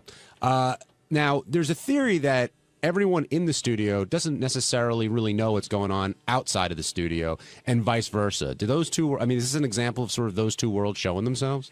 I guess so. It's weird for me because I'm probably the one person that does both, that goes in and out. So I know I sort of have a handle on what people are thinking in the studio. Plus, I know what's going on in the office, and even in the office, I'm insulated a lot. I'll walk up to you a lot of times, and I'll go, "John, what's going on here? There's clearly something going on." Because I don't know everything that's going on right in the office, but. During the show, I still think that Howard and Robin have now sort of taken in on good faith what we do, but they still don't know what we do when we're out in the office. What do you mean? I don't think they understand, the buzz that's going on, how when they're, Howard sometimes will be looking for something, he's like, give me an answer. When we're all scrambling around trying to get it, it's hard for them. All he knows is he's sitting in there and he's not getting a response, but he doesn't see what's going on to try to get stuff done for the show. Does that make sense? Now, Benji, you've been in both worlds, right. I guess is the right way to put it. But I notice you make a point to come out, talk to the interns, talk to everybody during the show. Yeah, well, based on what Gary was just saying, there was a great sketch on SNL a couple years ago where it's like what really happens in the ladies' room. And the guys follow the chicks in the ladies' room, and it ends up there's ski resorts in there's massages going on. And I think that's what maybe what Howard and Robin think is going on in the back office. Yeah, I mean, there was a long period of time where Howard would be like, what the hell are you guys doing? Do you guys just sit around there all day and just relax? And it's, and we're out there working. Benji, you've been out there when you used to do research, and you've been there when Howard will be like, Gary, where's, such and such a thing? And you'll see everyone will bump into each other. I've seen Howard has a great move too. Like sometimes when he needs something, he'll just ask everybody that gets into his line of vision for it, and it's a free-for-all, and the first one to get it wins. So like Howard will go, God, I need a fork. And I've seen like 7 people run for a fork. Which 7? Whichever 7 that he sees. It could be Will and Jason, Benji, me, everybody. Everybody's like running. Like we'd all run to the kitchen for a fork, and then you get back and you see that 6 people are in front of you with a fork. And you want to be the one to give the fork. It's not only that. It's just like if you ask one person for a fork, can't you wait till that person comes back instead of taking 6 people and like paralyzing the office? And you realize no one's answering the phone, no one's doing what they're doing because they're all running for a fork. Artie also makes a point of coming out too, right? I mean, not just to talk to you, Teddy, but he likes walking around a little bit during the breaks. Yeah, he puts the iPod on and like cruises around and forgets his pass and gets locked out by the vending machine. I gotta go get him. Hold on a second, Emily. Let Emily come up to the microphone for a second. She's a new intern. How long have you been here? 4 weeks. So based on the 4 weeks, who would you say from the in-studio group has been the most friendly that comes out and chats? Benji by far. Benji knows all of our names, where we went to school, what we studied. He even introduced me to his mother last time I was in the wrap-up show. Right. I took her home. We spent a couple days. But we Benji, bonded. We picnicked in Central Park. It was excellent. But Benji always makes a point of doing that every semester. Is that because you were an intern, or I think it's because like I'm the minority. You know what I mean? Like, and who would you say of aside from Howard of the in-studio people? Like, have you had any interaction with Fred yet? Fred came in once and just said hi to the interns, but Robin hasn't come in yet. How about Artie? Artie, well, he comes in, he says hi, but I rode the elevator up the day that he took the nap, so me and him chit-chatted there. Tell what he said.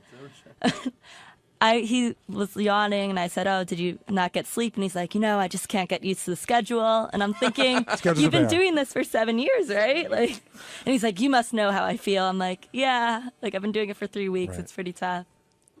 Now, it's funny because I didn't remember, but Joe, who was on the air this morning that works at Howard TV, also interned for us. So Joe, step up. When you were there, was everybody friendly, or like you said you went through the whole semester and did you ever talk to Howard? Only at the end when he signed my picture. Yeah, at the end of the semester, we let everybody come in and take a photo and sign it. I mean, Howard's really grateful for the interns, but you don't really get a chance to see him much during the semester. No, not really. And I gotta second the thing on Benji. Benji was great back when I was an intern back in 2000. Was he in the studio or in the office back then? He was in the studio. He was in the studio. But again, made a point of knowing everybody's name, learning your name, and by the time you were there for a week, he knew who you were. So. And Joe, who was the most difficult to get along with in the office? Back then? Yeah. Stuttering John, by far. He said John would break his balls a lot if you didn't transfer the phone call correctly, and I think that goes for everyone that worked with Stuttering John or every intern. See, I got yelled at as an intern by this woman I worked at this place with 3 people. 2 of them were unbelievably nice to me. One of them used to yell at me all the time. So I really go out of my way not to yell at interns. And even when I get like a little mad, like listen, you got to know that. I always end up calling him back in and apologizing because I just feel so bad. Mm-hmm. And the other cool move that Howard does, I think, is having the interns sit in on the creative meetings every week. Unbelievable. I don't think any other show does that. Like, literally gives you access where the interns can pitch and be as involved in the show as they want to be. Plus, I love when Howard makes it a point every time we have a new batch of interns, how he does that welcoming greeting, which is really, really nice. And it makes them feel real comfortable. That's where it's a real meritocracy. Like, if it's a good idea, Howard will explore it. Doesn't matter where it comes from. Yeah, no, he's like that. That's why he lets everybody sit in. He doesn't care if you're pulling cable for the TV show, if you're a legendary TV writer, or if you're an intern. Puerto Ricans. But a good idea. And Howard, on some level, almost has a fascination with ideas that don't come from the traditional places because he just feels it's just more genuine. Well, he's also, I think, at meetings, he'll be more gentle with someone that hasn't been there for years. He's super, super supportive and nice of the interns because what will happen a lot of times is different interns every semester. We've been doing these meetings for 10 years. So a lot of times an intern will raise their hand with an idea that we all know has been pitched before and shot down for whatever reason, but he'll never make